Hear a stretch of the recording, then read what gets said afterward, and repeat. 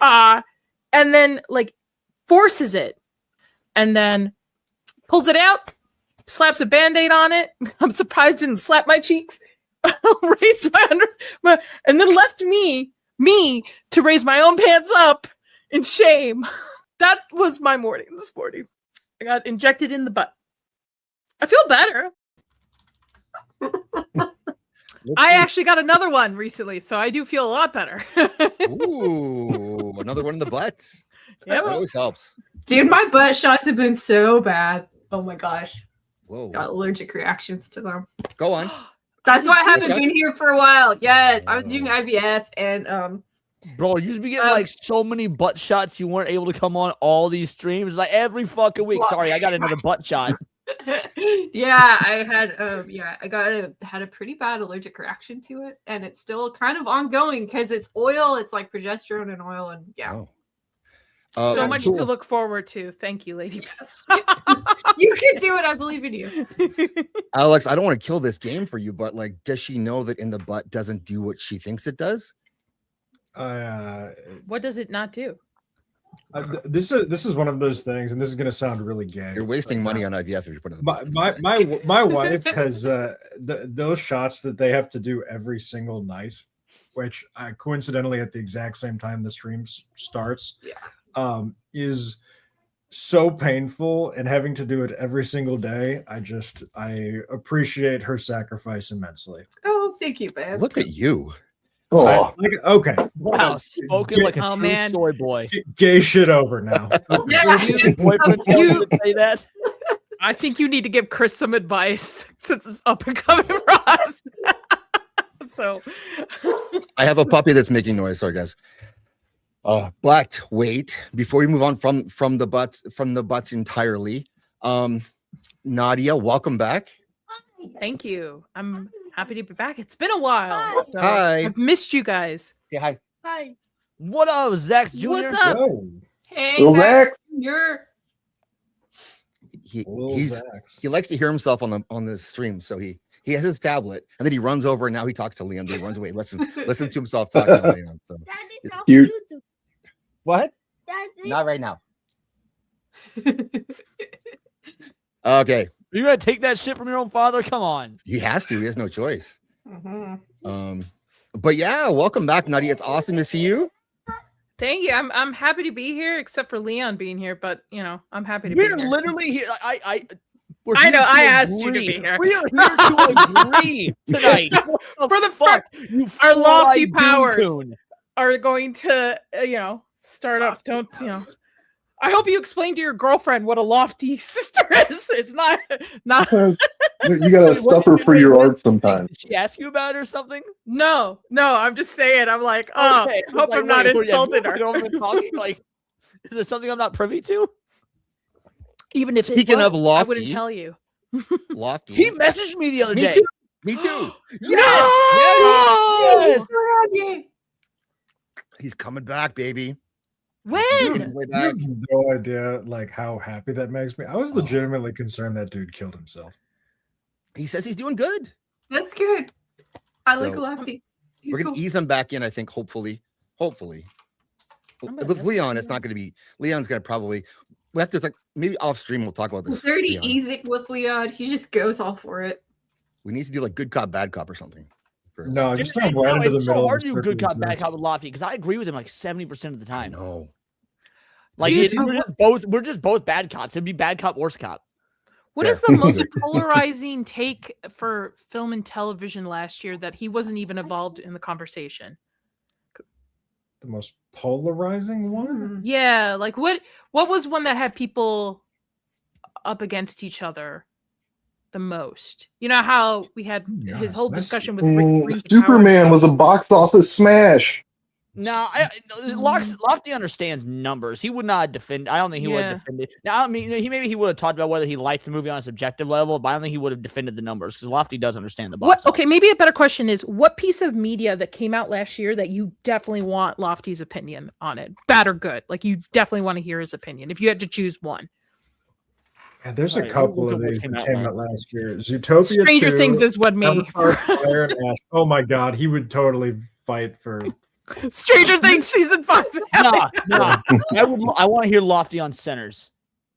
Oh Yeah, yeah, that'd be a that's a good good pick. one. Center. I would want to hear Yeah. Lofty on centers. Good pick, I- man. I could see a defense of Fantastic Four. I Yeah. can't see Brave New World. I can't see Thunderbolts. I forgot Thunderbolts even fucking Me happened. too. Like, I know. would one battle after another count? Ooh, that would I be mean, Yeah. Enzo capped for that movie. I don't doubt Lofty would as well. Yeah, I think he would. He'd love that movie. I think it I'm wasn't still terrible. I think Stranger Things season 5, I would be really curious to see what he would think. Because I was a big fan and you could slowly see my disappointment each time we streamed. Just I the know. light in my eyes just slowly started to disappear every stream. No, It's probably here's the lighting. thing, Lofty is right 70% of the time, but he can only adequately explain why less than 30% of the time. That's the problem Lofty has. That's his X-Man ability. Yes, Yes. exactly. Yeah, he's literally 70-30 rule the man. What you should do when you bring him on is literally just give him go through the top 50 box office earners for 2025 and just rapid fire flashcards. It's like swiping on Tinder, swipe left or right. Yes. It's like no explanation. We just want to know yes or no, and then we'll get into it. But just Yeah. rapid fire. He's, he's putting his toes back in, so that we'll take that. Yeah. One lofty you toe know, at a time. Yeah. When he swipes right on Elio, you just pause. Okay. wonder Let's circle if back he- to that. If he understands the impact he's had in our community, where we Yeah. even with him gone the entire year, we I still know. bring him up. Leon and I are called the Lofty Twins. We fight for the Lofty crown. Like this We is do. It's not even a fight. I have held Lofty that and Blofty? crown You- until but yeah. now he comes back. So there's this amazing song. It's the most beautiful song ever written, greatest song of all time. If you ask me, it is truly the most perfect song. It's called American Pie. Sure, you're all familiar with it. Don McLean. And there's a line in the song that says, "And while the king was looking down, the jester stole his thorny crown." I felt like the jester. I stole it from Lofty, but now I'm worried he's going to take it back. There's a thing that happens a lot in anime where a character comes back, a character gets his mojo back. I feel like that's going to happen. We're going to have there's levels to loftiness where A lofty redemption arc. no, a lofty power establishment, like Goku going Super Saiyan is going to be I don't He's know going to transform. I don't know what the movie or the product is, but it's I don't know. I want to hear his thoughts on Super Mario Bros. Movie because that one caught contention just a few months ago. Super Mario right, Galaxy. I want to yeah. hear his Yep. thoughts on Super Mario Galaxy. what a shitty sequel. Fuck you. It was. I'm not saying it's a bad movie. Chris and I enjoyed ourselves in the theater. I don't think it's as intelligent as the first movie. No, I'll agree with that. No, my thought process is as long as you enjoy it, if you can acknowledge it's bad on an objective level, but enjoy it, I got no issues with that. It's just people calling bad things good I have an issue with. Such as the I boys enjoyed we're about back- to get into. Yeah, I enjoyed Backrooms, but No, I don't have Backrooms any- was good. Backrooms just wasn't great. That's the Backrooms is good, not great. Backrooms to me, I enjoyed the ride, but as soon as the lights came on, I didn't really have anything to write home about. I don't have a hatred for it, nor do I have a love for it. Do you but I have will a say, history with the series itself or with the No, franchise? but that's itself? the Okay, thing. see, I I was do, and that's why I'm very mixed on it because I was expecting that to kind of ignite me to go look at the lore and stuff, and I don't really have any intrigue to do so. and I can agree with that because as someone who loves the lore and is very familiar with the lore, the movie didn't really because it doesn't have much to do with the lore. All the lore heavy stuff is happening in the background of the movie, like with the Async, that Mhm. company, and it's barely touched on. But all the internet lore and whatnot, it's all based around that corporation that's doing stuff with the back rooms. Far more interesting.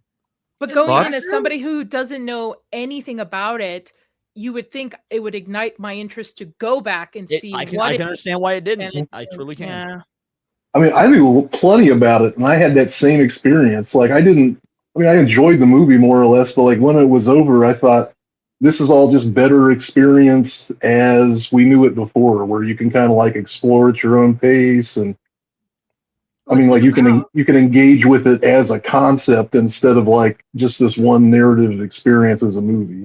I feel like And my comparison to Channel Zero for it wasn't that it's the same thing, but it's almost in the same style, in the same vein. The kind of like eerie horror. It doesn't have to be right in your face. No, it's I just get like what you makes call you it feel. creepypasta. There's a difference between creepypastas and analog horror. They're two different things. They just kind of Yeah. exist.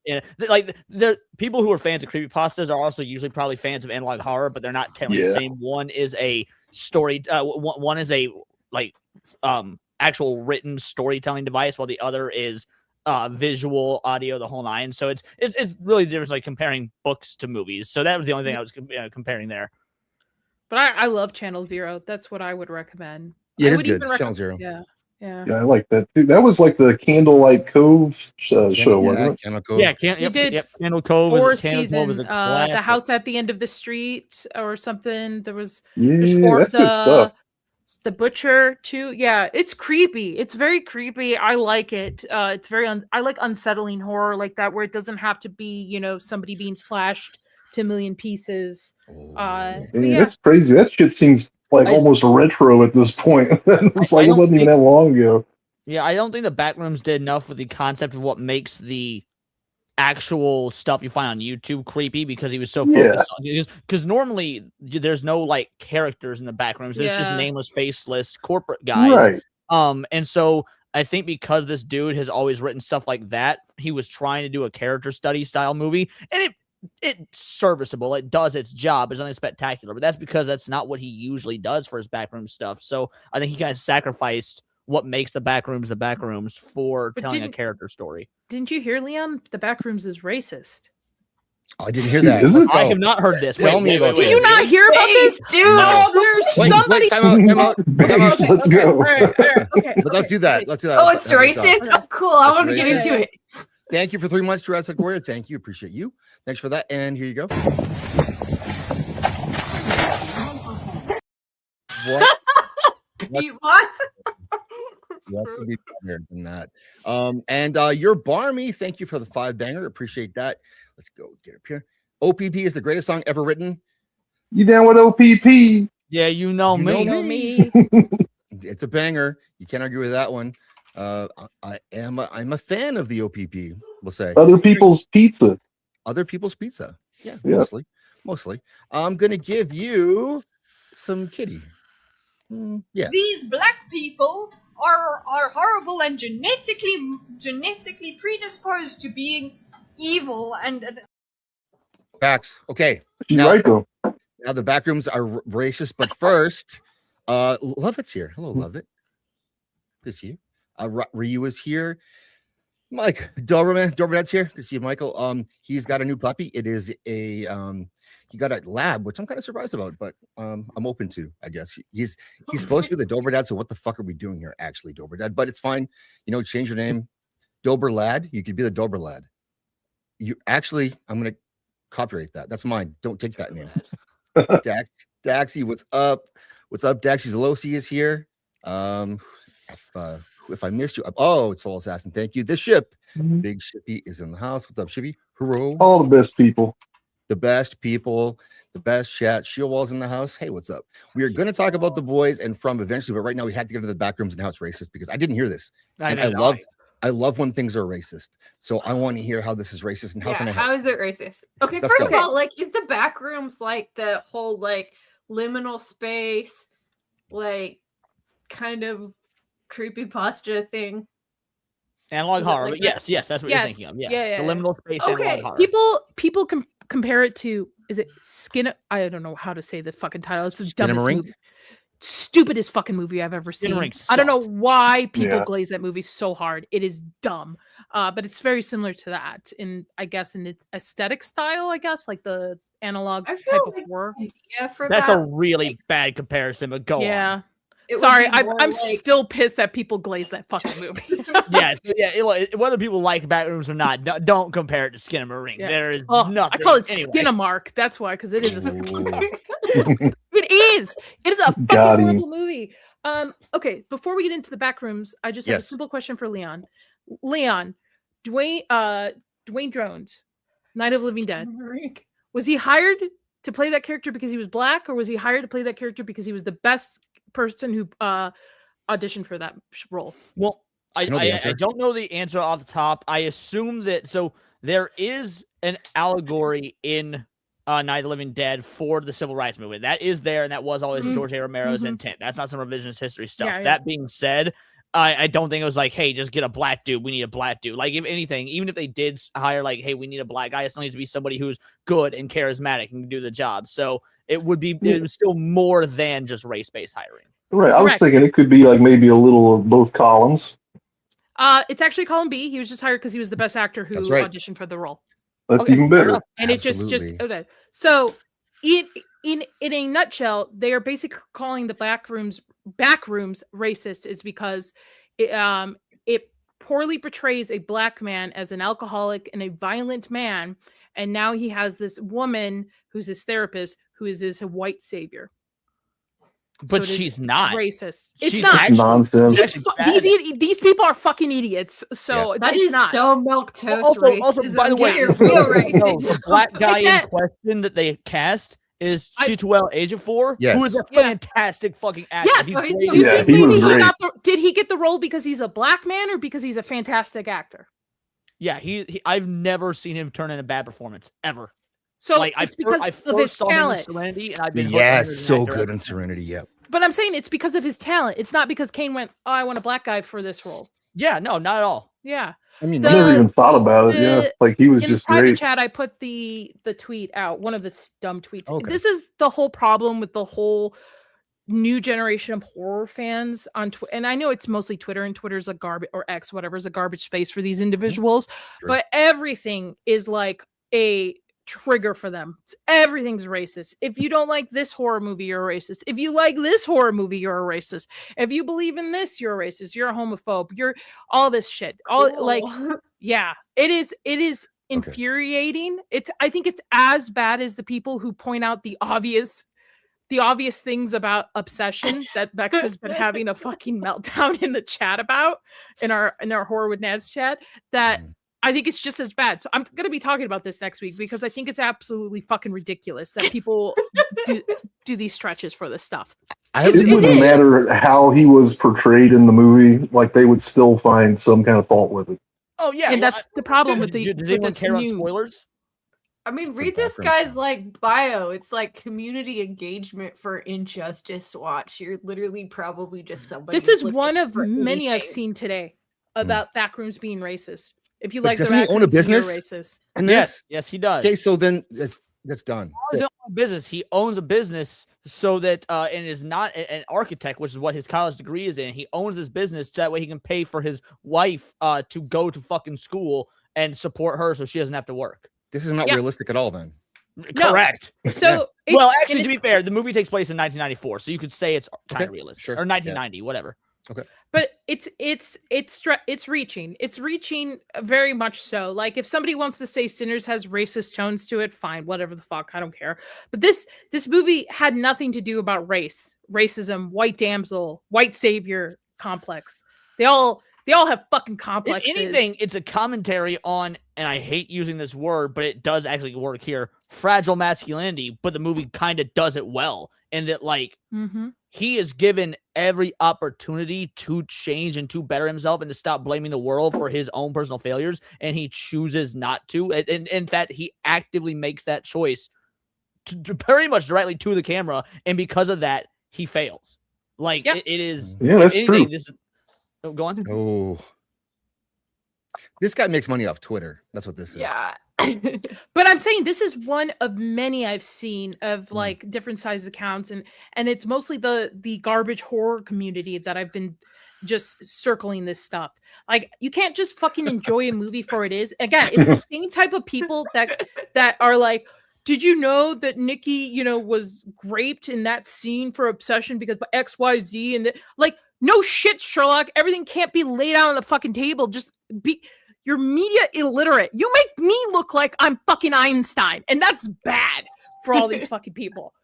And it's funny that like that's one of the main battle cries that they use is that like the rest of us are all media illiterate, and like Right. somehow paradoxically they're the genius ones that find all the subtext. It's like you guys are delusional. Well said. It's the second screening, like I call it pandemic, but epidemic that they all have to have everything You're right. reminded to them and like shown to them. They cannot put clues and context together. They cannot come up with their own thoughts of how the lores of these movies and TV shows are. They have to literally have everything like listed out for them, or they don't understand it. That's so They would funny. never be able to read a book. They would never be able. These people don't read books, and if they do, What there's the picture books. Sorry. I'm sorry. I have to laugh at this. What the hell does it's extremely racist in a very online way mean?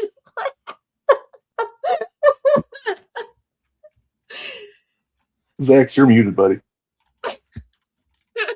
He's quoted himself to then tell people he agrees with himself. The I same, it's know. fully agree. Great, nice. That's good tutoring. You I win. agree with myself.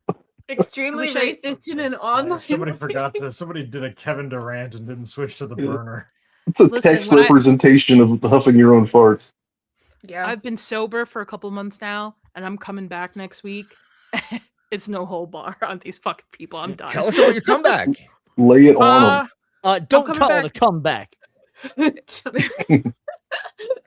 I'll be back next week. I'll be Yeah. Yeah.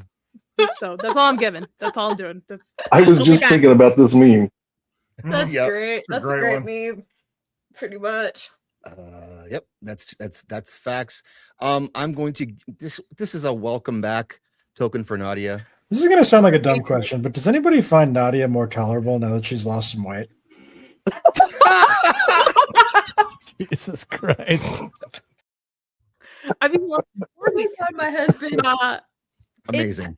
you know what they would say that if Clark was a white guy in back, oh, there's no like, you know, people of color representation. Where is it? Why is it just two white people? Blah blah blah. I mean, to be fair, he actually shouldn't have been cast in this movie because he's black. Because I've been reliably informed black people weren't in media before 2012, and the movie takes place in 1990s. So That's true. Yeah. That's true. Well, Spike yes, Lee, that was it. So all in all, the moral of the story is younger horror fans are fucking dumb. Yeah. That's all. which, by that's the all way, it- younger horror fans, this was made by a 20-year-old. yeah. Really? Just saying, I bet you know what? I bet he reads. I bet he fucking reads. dude. Like, I'm so mixed on this movie. On the one hand, I wanted to smash the box office. I want to do good. I want to see other like movies within this universe. I don't want to see a direct sequel, but I want to see like other Backrooms adventures or whatnot.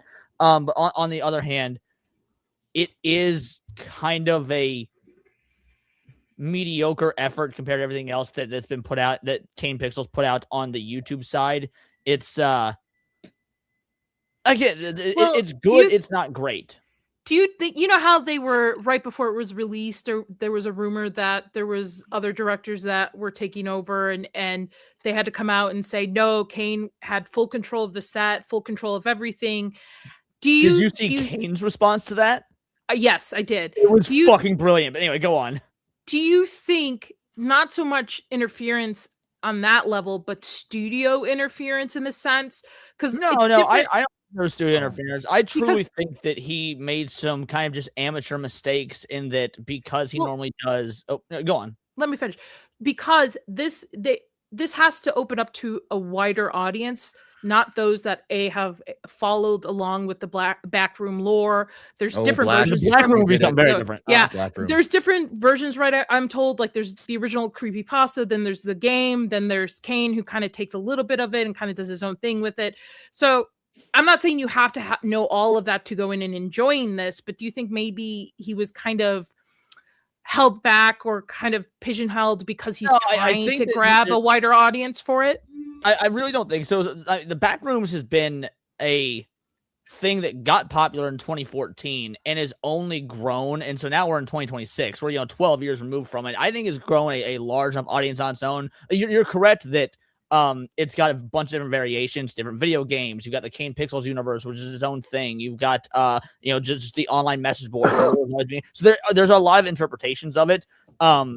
But I think that the concept of Backrooms has more or less permeated into the pop culture zeitgeist. And so I think that Kane being his first true film that wasn't like an independent short film that he did on YouTube in Blender, I think he's made a lot of rookie mistakes. Now, he did a lot of really great things as well. He did a lot of really great things, but I think he also made a lot of rookie mistakes.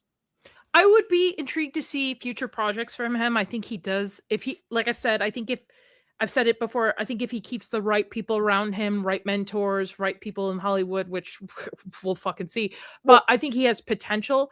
I don't know. I agree. Would you agree with me? The biggest issue of this movie is the pacing. Yes and no. Yes, if I was just a normie watching it. No, because I've seen stuff like this, and I don't mind watching for pacing like this if the payoff. Well, the reason I say that though is there's a follow up. I want to know if you agree with this or not. My theory is that because he usually does 20 to 40-minute short films, he didn't have the knowledge of how to pace an hour and 40-minute movie. That makes I can sense. see that. I mean, he still did pretty good for being 17 and doing this at the time. Definitely.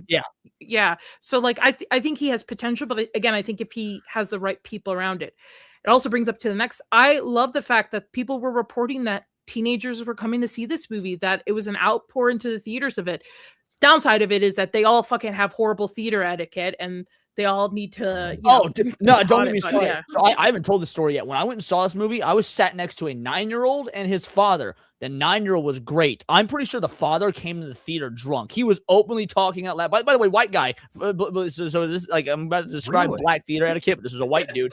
Openly talking to the theater, openly looking over and saying shit to his son, pulling out his phone. Like, motherfucker, how did your 9-year-old sit there and be quiet and still through the whole shamed movie? him, Leon. Your 42-year-old ass couldn't shut the fuck up.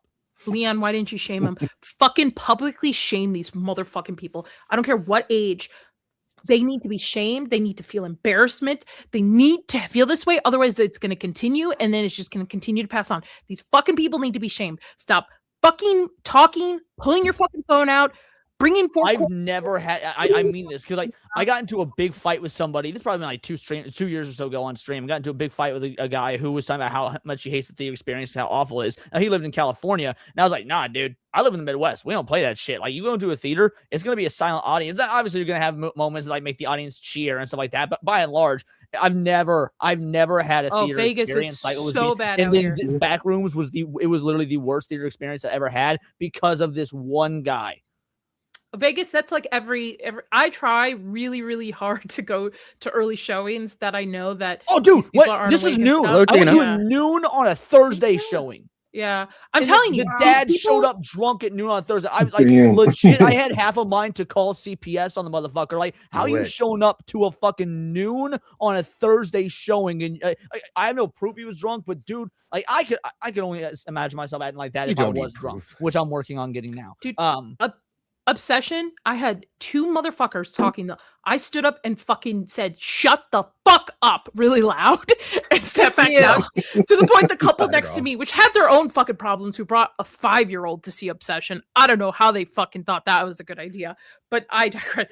They're like thumbs up. God. Yeah, these people need to be fucking shamed. They should. People have gone away with doing this type of shit too long. Embarrass the fuck out of them. It's kind of been my experience that like most people tend to fold like a cheap lawn chair if you expose them to a moment of self-awareness. They're like, "Oh, I am an asshole, my bad," or they'll double down. But in all likelihood, you'll get the first reaction. That's what you hope for, and then the world's a little better place for it. It's kind of like when a kid you tell a kid, don't touch a hot stove, it's hot, and they still touch it and you're like, they I ain't told never you doing so. that the fuck again, is they? Yeah, that they got to learn. They have to learn. And I think the best way is to embarrass them, is literally to have them feel embarrassment for it. Yeah. Bring back. I'm with Leon though. Like, I hardly ever have been to a theater where there was someone acting crazy like that. But I also live in the Midwest. I have gone to Regal, AMC, Green Valley, Galaxy out here, Cinema, like all of them. They're all the fucking same. They're all horrible. Which is a theater bar combo. You order alcoholic beverages while you watch the movie, and I've still, in the decade plus I've been going to the Alamo, never experienced that until today. And this dude wasn't drinking. They ordered waters. He must have already been drunk. That's what I'm saying. Like, there was... He's a thrifty consumer. Vegas is trash, and I'm glad to be leaving it next year. That's all I'm saying. There you go. I was thinking, like, for the movie itself, though, like, I thought it would work better as a series of vignettes or something, like where we could explore different concepts within the back rooms, and like we're not following just one character or just one kind of idea through the whole time. Like we could have maybe like 4 or 5 different scenarios within the back rooms. I thought know, like that I would be more engaging, more like kind of mirroring the internet content that you're already familiar with in a way. See, for me, I'm more interested in, because when you watch the Backroom series, the Kane Pixel series on YouTube, it's all about the corporation Async and them exploring the back rooms and trying to find a utilitarian purpose for it, and then them just kind of like biting off more than they can chew, with it being this kind of supernatural dimension or whatnot. But they're like, the corporation isn't evil; they've got too much hubris, and so I like Sheer that fucking hubris. exactly, and I like that as a concept more than following the now. Not that these two characters are bad. In fact, the highlight of the movie, there's a scene, because the movie more or less follows two characters, but they're separated the vast majority of the movie. There is a moment where they confront one another and they have a conversation, and that conversation is going down, and like some serious backroom shit is happening, is the most intense and best part of the movie. It's expertly shot. The dialogue is on point. There's tension. There's anxiety. It is by far the highlight of the film. But by and large, I would rather just see more of the like corporate hubris, just plain blue collar dudes in hazmat suits going on and getting fucked up, that sort of thing. So you're basically saying, similar to a lot of people, that the character element, having to focus on a character story, took away from. Yeah, because the back rooms themselves are their own character. And I feel like Mhm. focusing on actual human characters, the names and histories and backstories and whatnot, takes away from the character that is the realm of the back rooms. Yeah, dude, I think that's a good way to put it. Yeah, because I feel weird because I'm like, I thought that it sounded familiar, and I've read the like creepypastas of those, and I'm like, oh, that's really interesting. And at one point, None of this to say the movie's bad, mind you. I think it is Yeah. absolutely worth Yeah. it. No, totally see it. I've Yeah, been telling people, see it in theaters, but see it on like your $7 Tuesday. Right. Like, don't wait Yeah. for streaming. See it in theaters, but see it on a $7 Tuesday. I can agree with that. I originally said that if I had not had, the marketing was great for it. The marketing was fantastic. So if the marketing didn't get me, I probably would have waited to see it with streaming, to be honest, once it came on or something.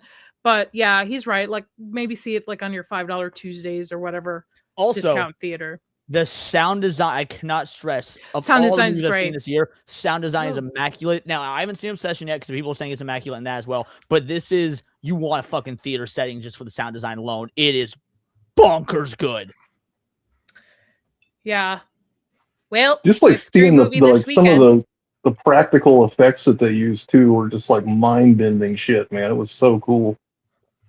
Well, do you think Hollywood is going to push for more indie stuff, or do you think Hollywood go? No, Well, it's funny you wait, say wait, that. wait. Let me finish. Hollywood will go, hey, you guys made this on this budget and had this profit, so we're just going to restrict the budget and just make you work No, that's what they extra hard should. for less money. Hollywood is going to do, and I've been saying, in fact, the back rooms is what made me hold this opinion. So I've been railing against fake indie video games for a while now. Indie games aren't really indie; they're actually incredibly corporate, but they put on the facade of being indie. That way, like, oh, look at this, we're a scrappy underdog. I think that we've seen, after what we've seen with the success of things like Obsession, the back rooms, and with video games now co-opting this indie aesthetic, I think that Hollywood's going to do the same thing. They're basically going to start cosplaying as indie when they're actually not. Oh. Correct. The entire cultural element of these two films is that Hollywood has basically removed the ability for anybody other than Hollywood elite white people to make films. So what has happened is the the white people who got DEI'd out of Hollywood are now making videos and movies on YouTube. And so there's not a chance in hell that all of a sudden Hollywood is going to decide, oh, we're going to let regular ass white dudes without college degrees handle hundreds of millions of dollars or even tens of millions of dollars of budget. So like, that is what's happened with this. But also there's insane. no way they can scale down the budgets of these movies just because so much of it has to do with like union contracts and the like. So Yeah. there's no, they can't do I either would one of push those. back on things. one thing you're saying. You said these 2 movies. I would say there's 3 because Iron Lung was in February and it also fits into this exact same mold. I would even, and people are going to yell at me for this. Don't say Shelby Oaks. Don't say Shelby Oaks. Unfortunately, Oh, no. Shelby Oaks No, does. here's the thing. Shelby Oaks is one of those cosplayers I'm talking about. Yeah. That's got the backing of Mike Flanagan. That got the backing of big studios. They use the indie aesthetic of, oh, Chris Stuckman, he's a YouTuber, while pulling all the big wigs out behind the scenes and funneling the money in quietly and whatnot. That's an example of the indie cosplay that I'm referring to. Okay, see, I wasn't aware of that.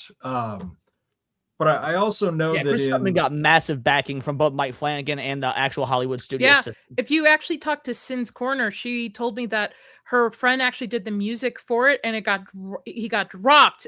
His music for it got dropped after Flanagan came on board for it. So Wow, yeah, that sucks. But you know what? I'll say just that was what we were being taught in film school back in like 2018, 19 when I was in it.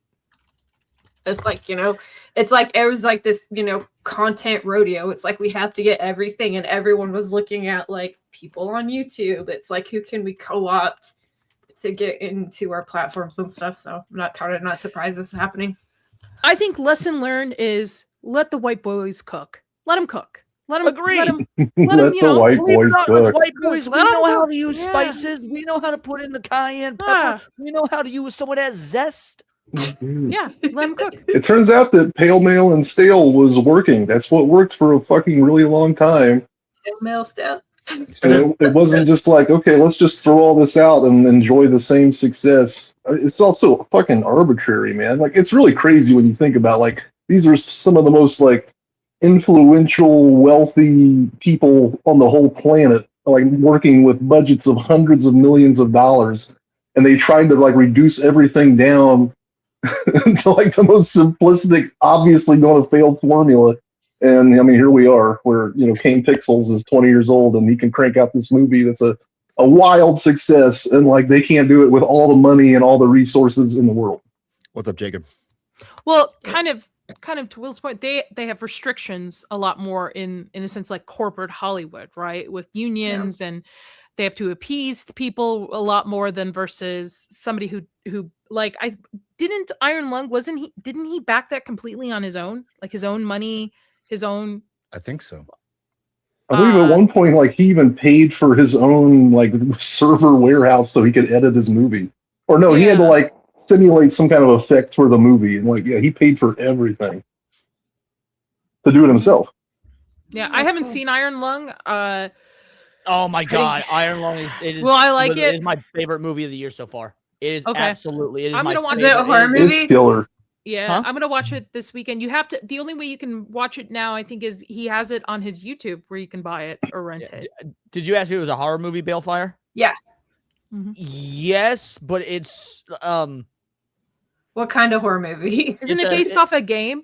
It's based off a video game, but it's a psychological isolationist horror film. Basically, here's the premise real quick.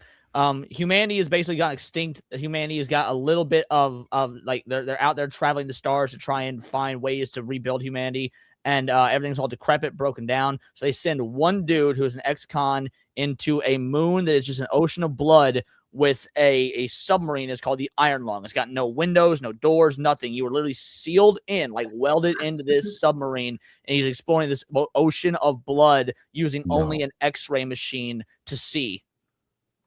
He's not naked yet. It's early. It's Nexpo did a really good video on the game itself.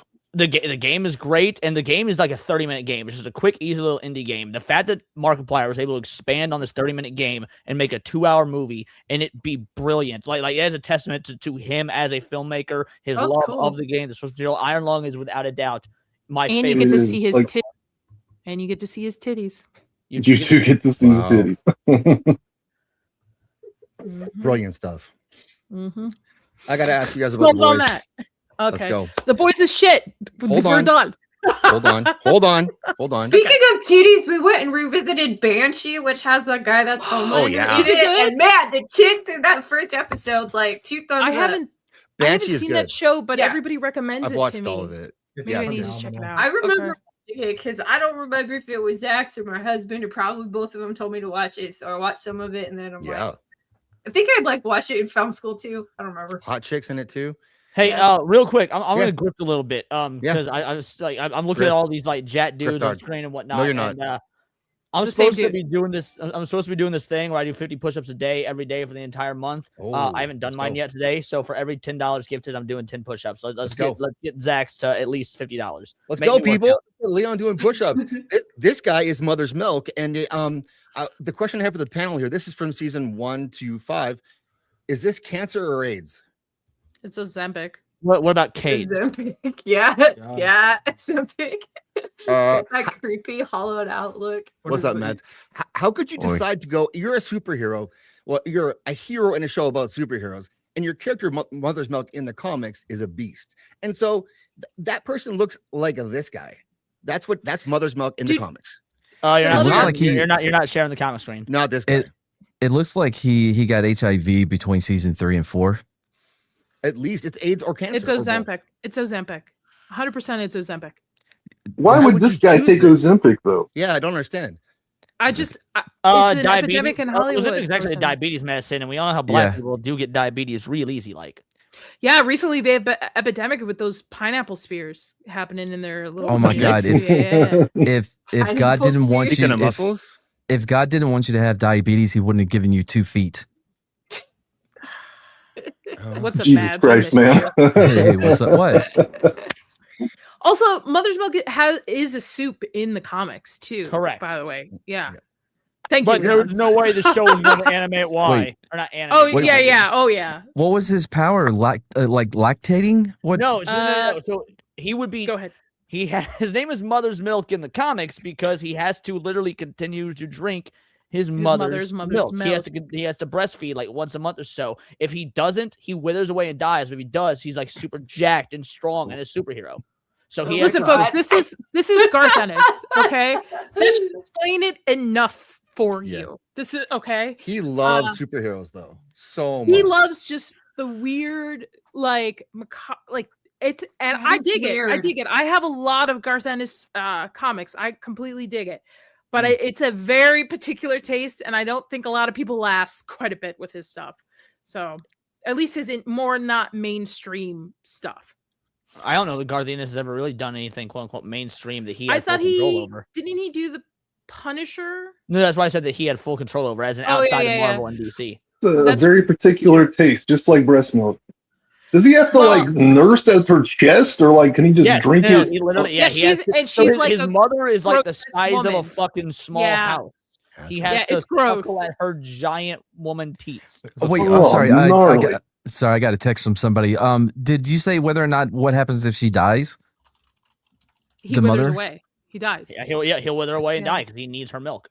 Oh, he'll get diabetes. I hope he got her some of that V1, so she'll be immortal. So that explains this. Yeah. So the actor has said with this, the look change is that he thought that this looked more like the comic character. Is the guy in the bottom? Bullshit. That's his statement though. That's what he said. He's not on his mother's milk. When he's not on Mother's Milk. But 9 out of 10 times he's more like, I would say, top right, more so. Yeah. Yeah, top right is absolutely closest to the comics. Yes. They kind of don't look like the same people. They don't. No. They really don't. Yeah. Oh, you think Nickelback got to him too? Nickelback? Because the Nickelback lead. Well, yeah, the lead singer of Nickelback dated Avril Lavigne or whatever her name is, and then they cloned her. No, this is a real thing. This is a real conspiracy theory. I couldn't. Yeah, no, they cloned Avril Lavigne. Never heard about the It's Avril actually one of my Lavigne favorites. clone? Covered on TFH. I couldn't find my actual volume ones. A couple, I have singles actually packed away somewhere, but I did find my definite edition volume 1. Oh, let's see. It's like a hardcover version. Oh, you're like a legit fan of this, huh? Look at this. Oh yeah, I have a ton of Garth Ennis. I have Preacher, which is one of my favorites. Preacher kicks ass. I have Crossed, which says a lot about me. Did you like this? Did you like the show? Preacher. I liked the first. that's a hard show. That's a hard comic to adapt. I was similar to The Boys. I was like, okay, there's a lot of things in the comic you can't really adapt to screen, especially for a wide audience. So I was willing to give it. So first season, not terrible. After that, it's just down. I thought the downhill. second season By opened Nadia, these are all amazing. my boys and the spinoff. Oh, let's Yes. fucking go, Leon. Do you? Dude, my Boys. boxes are completely packed away. Otherwise, I would Boys. totally. Yeah. Boys, Man. but that also includes Fuck. spinoffs. Holy shit. I want to see that. I didn't realize Hell there were so yeah. many, man. Oh yeah. Omnibus. I literally have. Oh, Yeah, whoa. yeah, Whoa. this is my favorite Yeah. comic series. The Boys. Yeah, was I'm with Leon. I have well, half Spider-Man. a long Spider-Man and The Boys box is my that's favorite series. completely. Hey, full. Leon, why do you have the pocket? Just cut it. Huh? Just cut your pocket. What are you doing here? So Sevi can hold the pocket. What do you want? Like on the yard, yeah.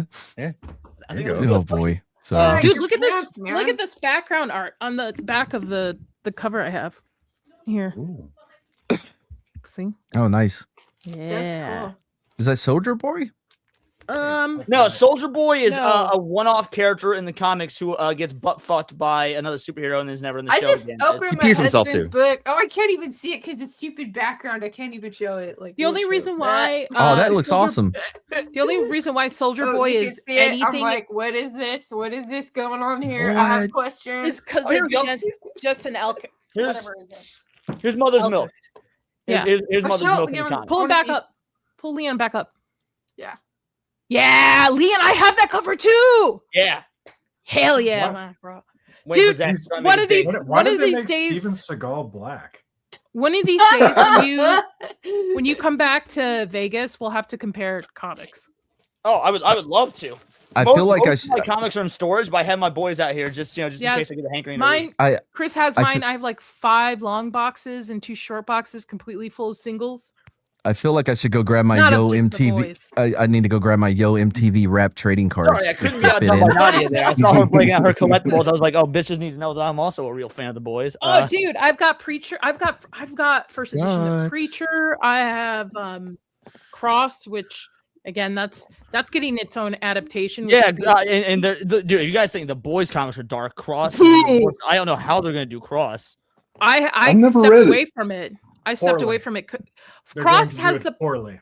has a problem of the first couple of volumes are really cool. Okay, you get it. It's very, depraved and all that stuff. But it turned to be the same story, just change of characters. It was very repetitive. There wasn't really anything new. So I kind of fell off after a couple volumes of it. Yeah, What's it I stopped about? reading. I stopped reading comics. Age of Apocalypse, X-Men. That was like the last Mhm. run I read.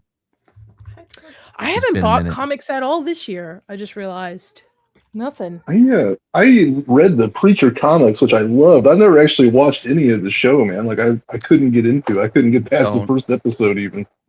It's Yeah. not worth Again, it. I think it's the same thing as The Boys, where the first season opens it up better because it's a hard comic to adapt. It really is, in my Yeah. opinion. And It's the one of my first season favorites. is like 60% to 70% accurate-ish. Like it's kind of passable.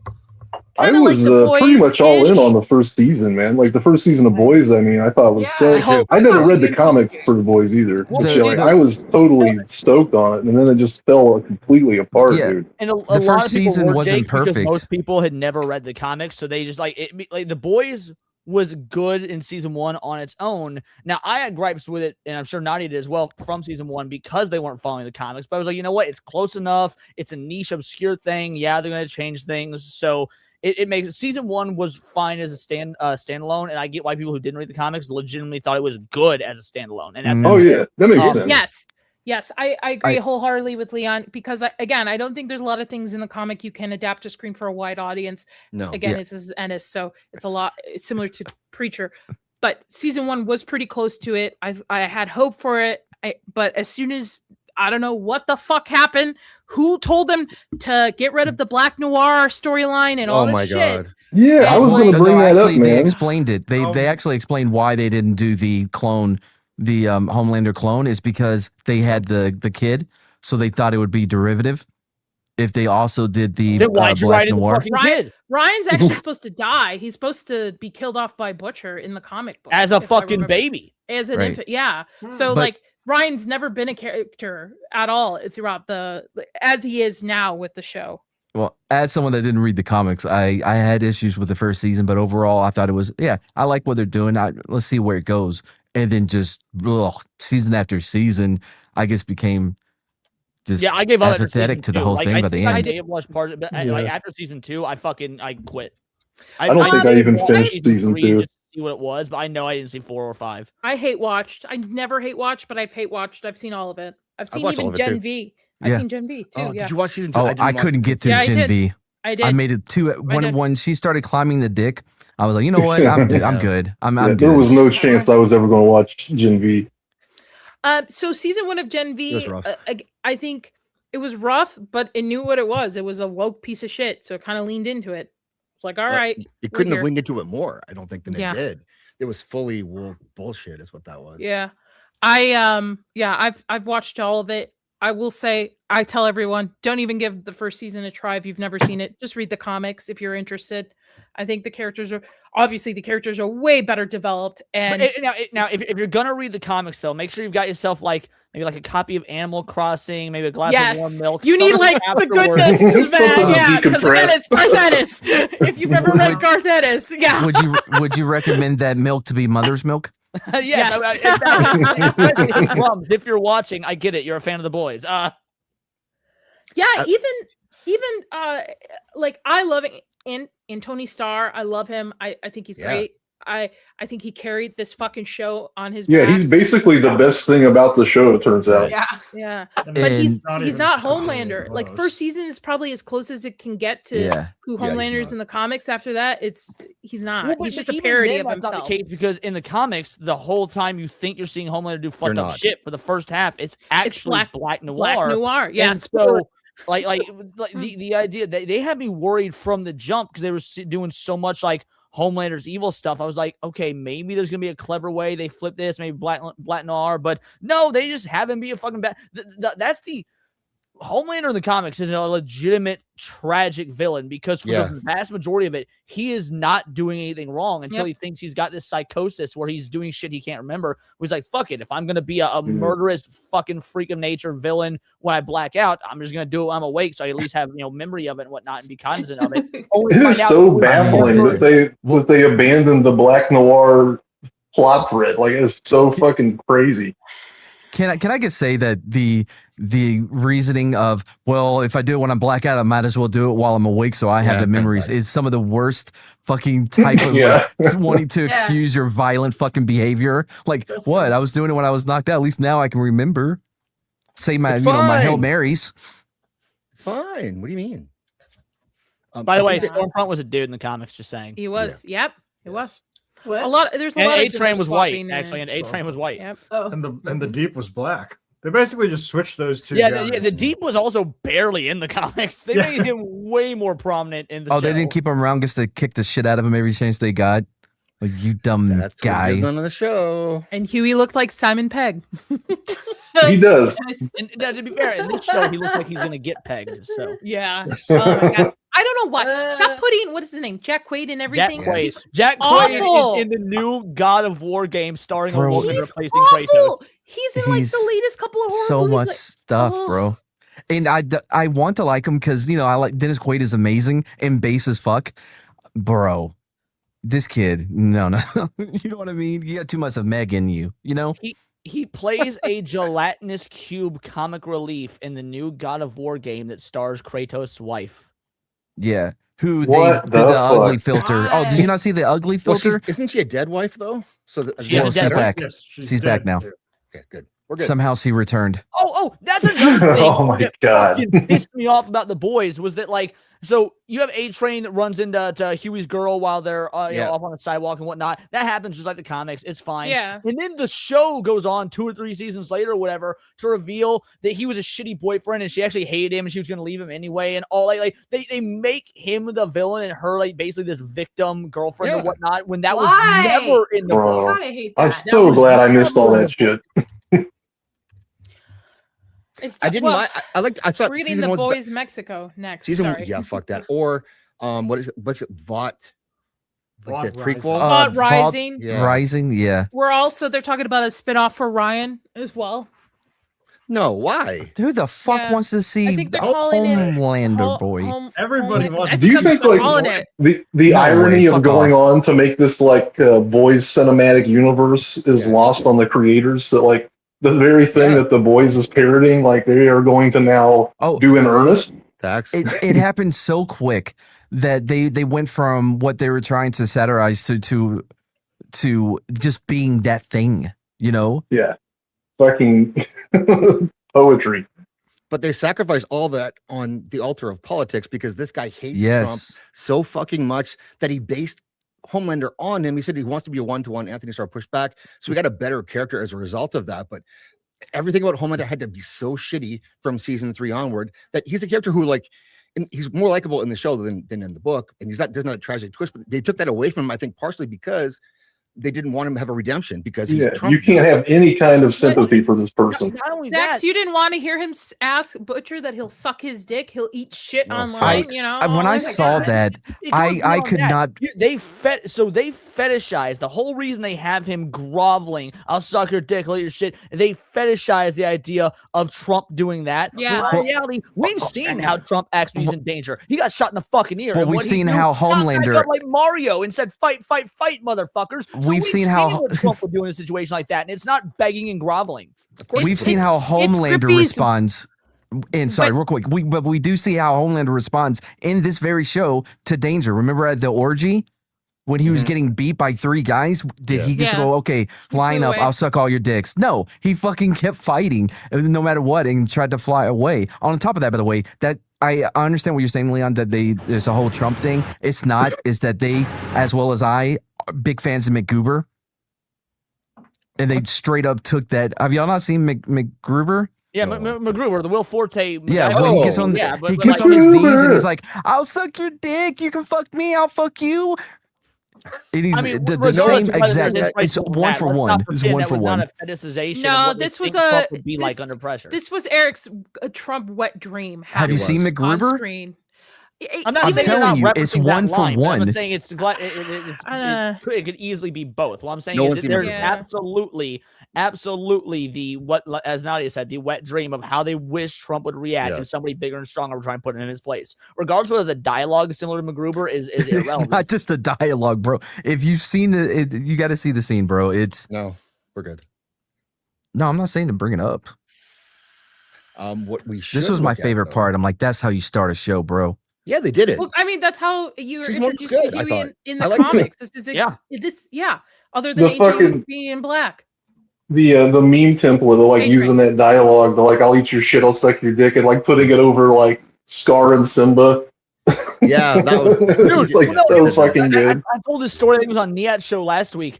I didn't know how the boys ended because I gave up on the show. So I didn't know that was a thing. And so apparently there was all these meme tips going around. I was just scrolling X the day after the boys aired the final episode, and I see this meme of Dr. Robotnik on his knees below Sonic the Hedgehog. Like, Yeah, Sonic, perfect. I'm sucking your dick. At least I was like, what the fuck are the Sonic artists doing? I didn't know it was a boys meme. I thought the furries were violent. Like, That's would be the fucking most- hilarious.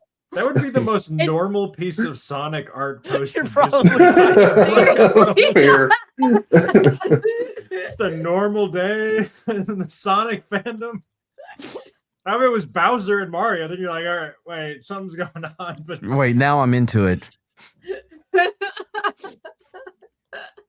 Homelander the meme. It's but all of that, like season 4 and 5 especially sucked because he couldn't let Homelander have a win or show any strength at all. It'd always be, and also it made him stupid. He was not stupid in season 1 or season 2 even.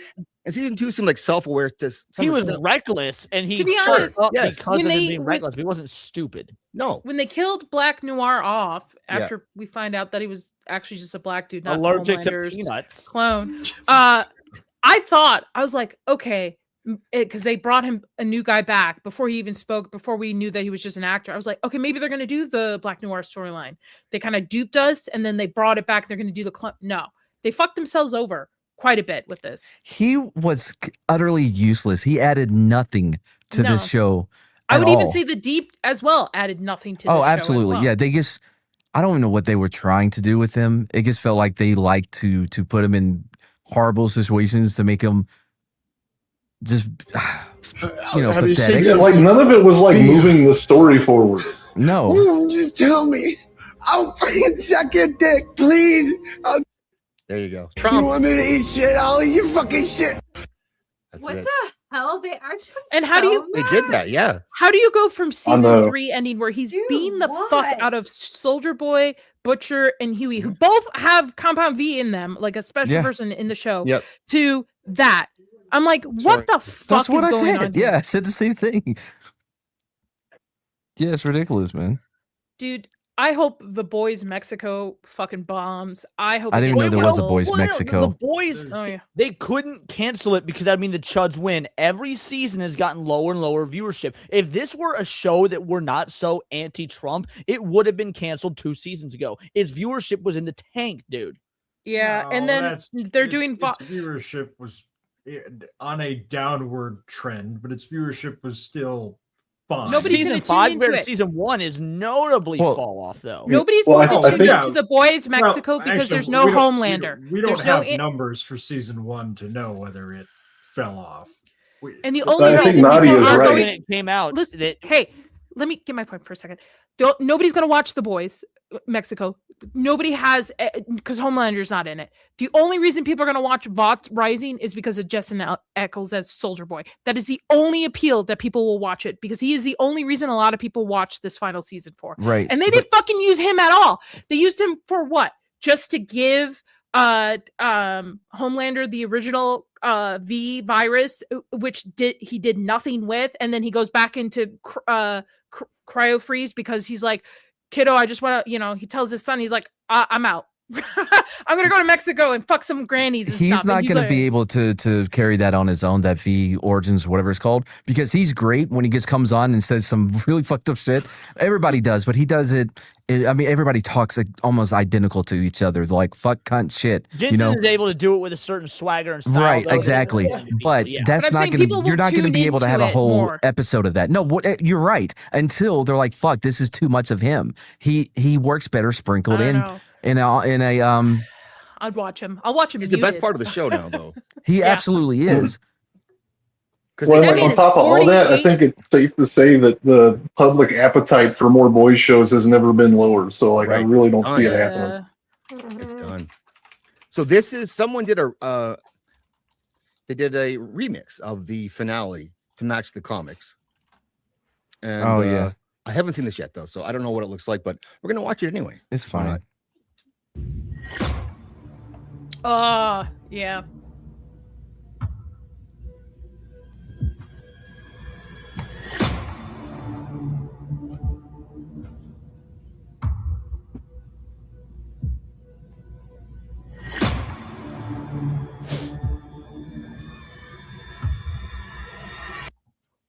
It's Mike Pence, for sure.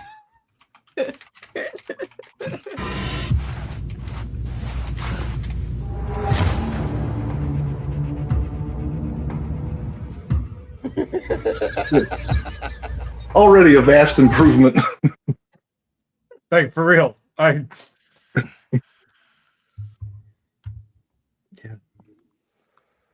Yep.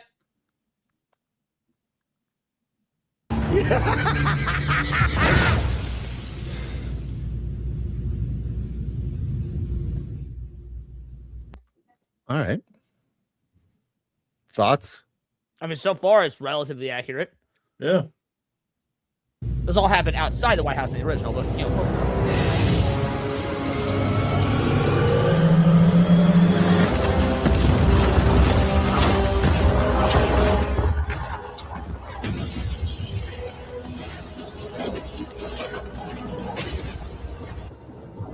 That's another thing. No, that- they're going for it. They're doing the whole thing where Butcher runs, jumps on the. I'm not gonna spoil it, dude. Yeah. If they actually do the whole It's thing, Jennifer how this goes Lawrence. down is brutal. Just Jennifer Lawrence. Another thing that pissed me off about this is the promo for season 5, because season 5's marketing and promos, if you yes. look at all the posters, Yeah. looks like there's going to be this all-out battle with all these suits and Homelander over the White House, and it's him up against Butcher, and it's like the classic comic cover, and it looks fucking fantastic and all this stuff. They didn't do shit. They didn't and do shit they with any of kept it. teasing that like Homelander is Yeah. going to like he'll have no reason to hold back anymore, and like the whole world's at stake, and it just never materialized. And it was the full on fake out. And they've for all 5 seasons they talked about scorched earth. Finally, we're going to fight to the death That's for it, sure scorched earth. at some point. And then like this is the poster. Yeah. Oh my god. Oh, pull up if you can find the one with the White House. There's the Butcher taking out Vought. So this also didn't happen. There's no scorched earth. I'll find the other one too, but this is false advertisement. Like they had no plan to do this. They knew we'd expect this because they showed it to us. Then they act like now this is actually a better ending because Trump had to suck a dick. So we got him. You fucking ruined your show. And like you're making a prequel and a spinoff. No one gives a shit. You guys are done. You wrecked it. You had it and you fucked it up. It's really another pitiful element shit that I found really strange. Is it was the there was almost nothing about the world. You know, the big thing was like, oh, Homelander is so bad, and it's like, why? It's like, well, he's putting people in camps for free speech violations, just like Trump. And I'm like, Eric, my man, Trump's not doing that. Keir Starmer is doing that. That's your guy that's doing that. That's not Trump.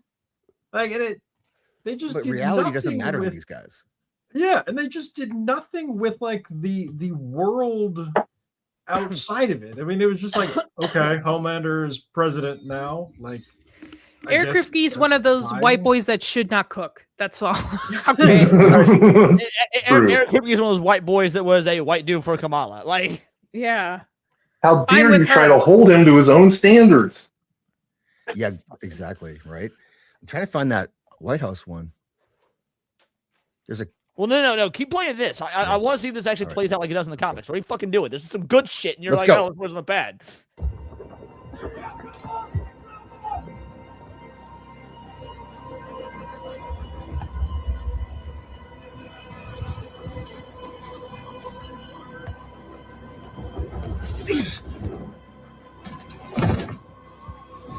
This is exactly like it plays out in the comics.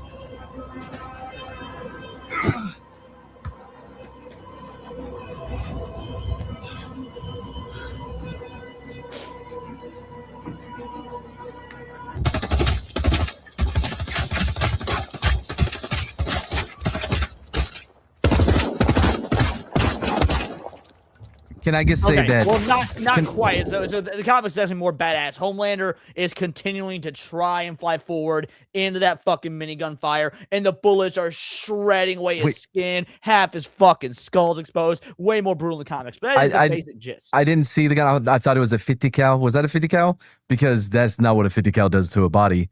It's far worse. Fucking no, man. I'm a YouTuber. He's not a body. He's a Yeah, it was an M2, but yeah, I mean, I think I'm with considering you, dude. it's I know what AI you're created. talking about. Yeah, because I was going to say, why would they be fucking using that in the 50 cal? Because you know what I mean?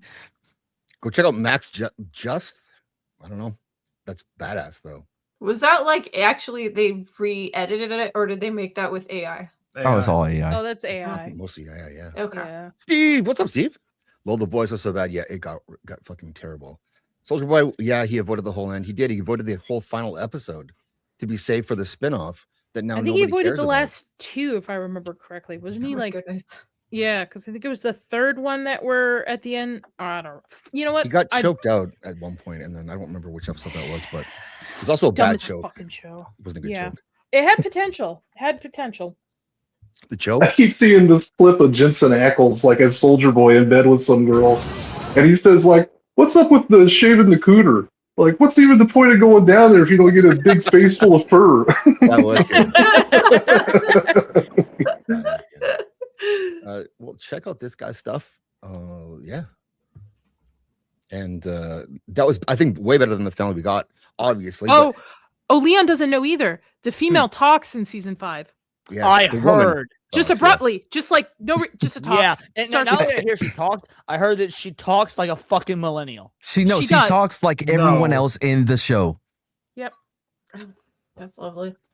Mostly dicks. She talks about dicks quite a bit. I mean, It's like the shock don't factor. they all? Remember how funny it was the first time, and then the 30th time, and the 50th time. Seth Rogen is the final season. He's in there. Yep. Well, like the people that write this shit can like literally cannot put themselves into the mind of another person, so all the characters come out sounding exactly the fucking same. They really do. And what's crazy is like, oh, let's take away the one interesting trait that she has. Right. Yeah. And they also made her like the vessel for the atomic power to remove anyone else's powers. That they managed to like really have that set up excellently with, no reason to think that would actually work. And she's a different hero than Soldier Boy. So why would that experiment work on her? And it's crazy that no one out of all these experiments ever tried to do something like that. No, first time. Sister Sage. It was her idea. The dumbest, I smartest hope person. she's having fun in Harry Potter land Yes, or whatever it's the called. dumbest, smartest person in the Giving world. us Harry Potter fans a bad fucking rap. I'm just. Look at all these books, guys. Smart people read those books. She has so many of them. Sister Sage, they decided to add a character to the show who is a black woman who is the smartest person in the world, and no one ever listened to her because she's a black woman. That's the whole idea. That's Oh God. Oh. that's the character, except for when they do listen to her, she's wrong. And this is her big plan. Her final move was to make sure everyone else in the world dies and she could live by herself and read books. That was a black woman who's a hero. This was it. She's going to destroy the rest of the world given any chance. So nice. It's like a Popeyes, basically. That's dumb. Yeah. Okay, I'm glad I gave up on season 1. So. Samesies.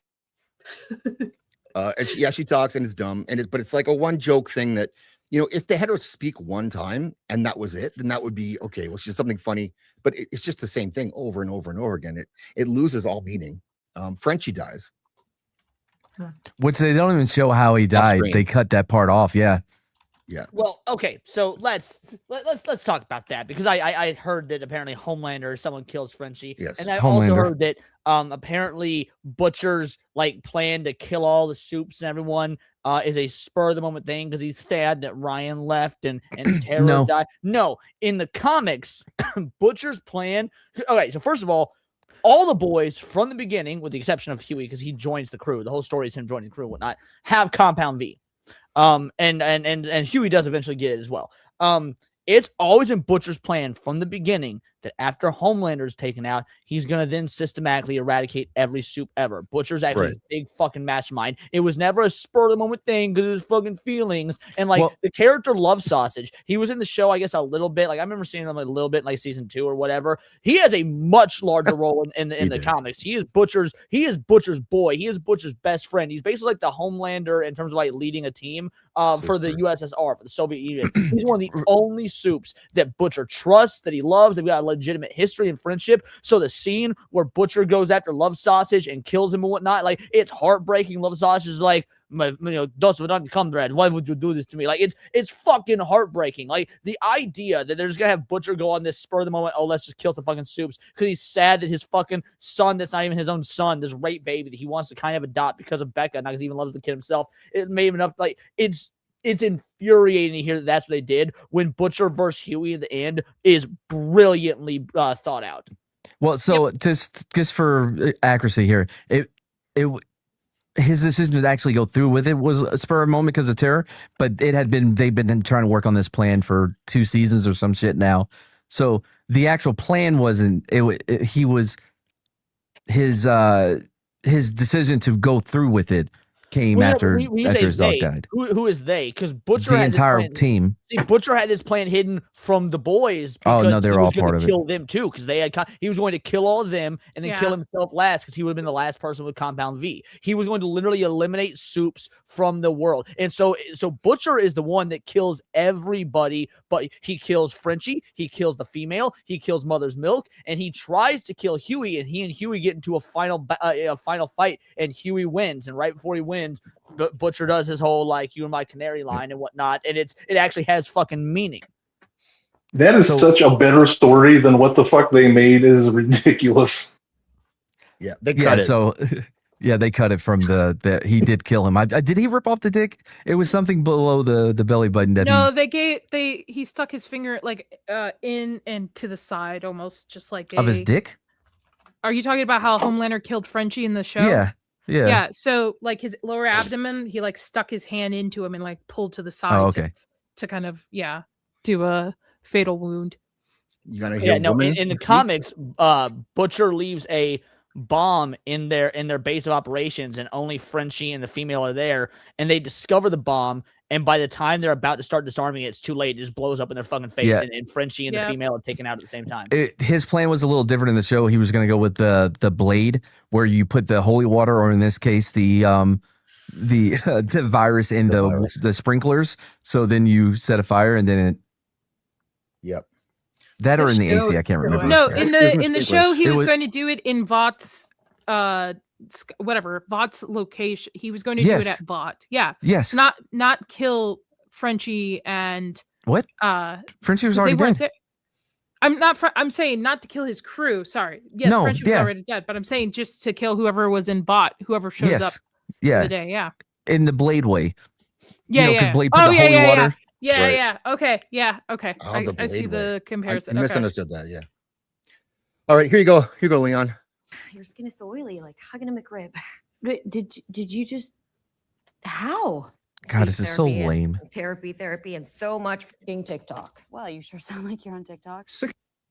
Yeah, she learned to speak from TikTok. I hate it so fucking. By the way, wait, I thought she said it was you porn. guys ever do decide to read the comics?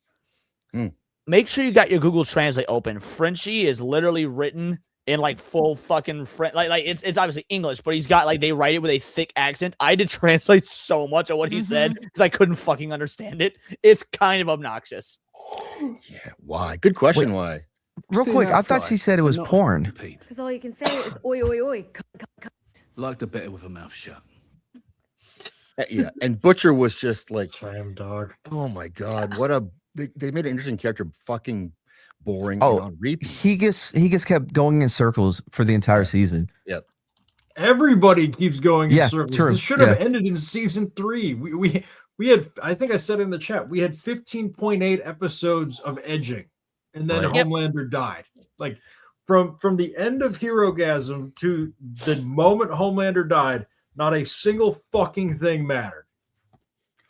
How far did you get in the series, Alex? I watched it. All of it? All of it.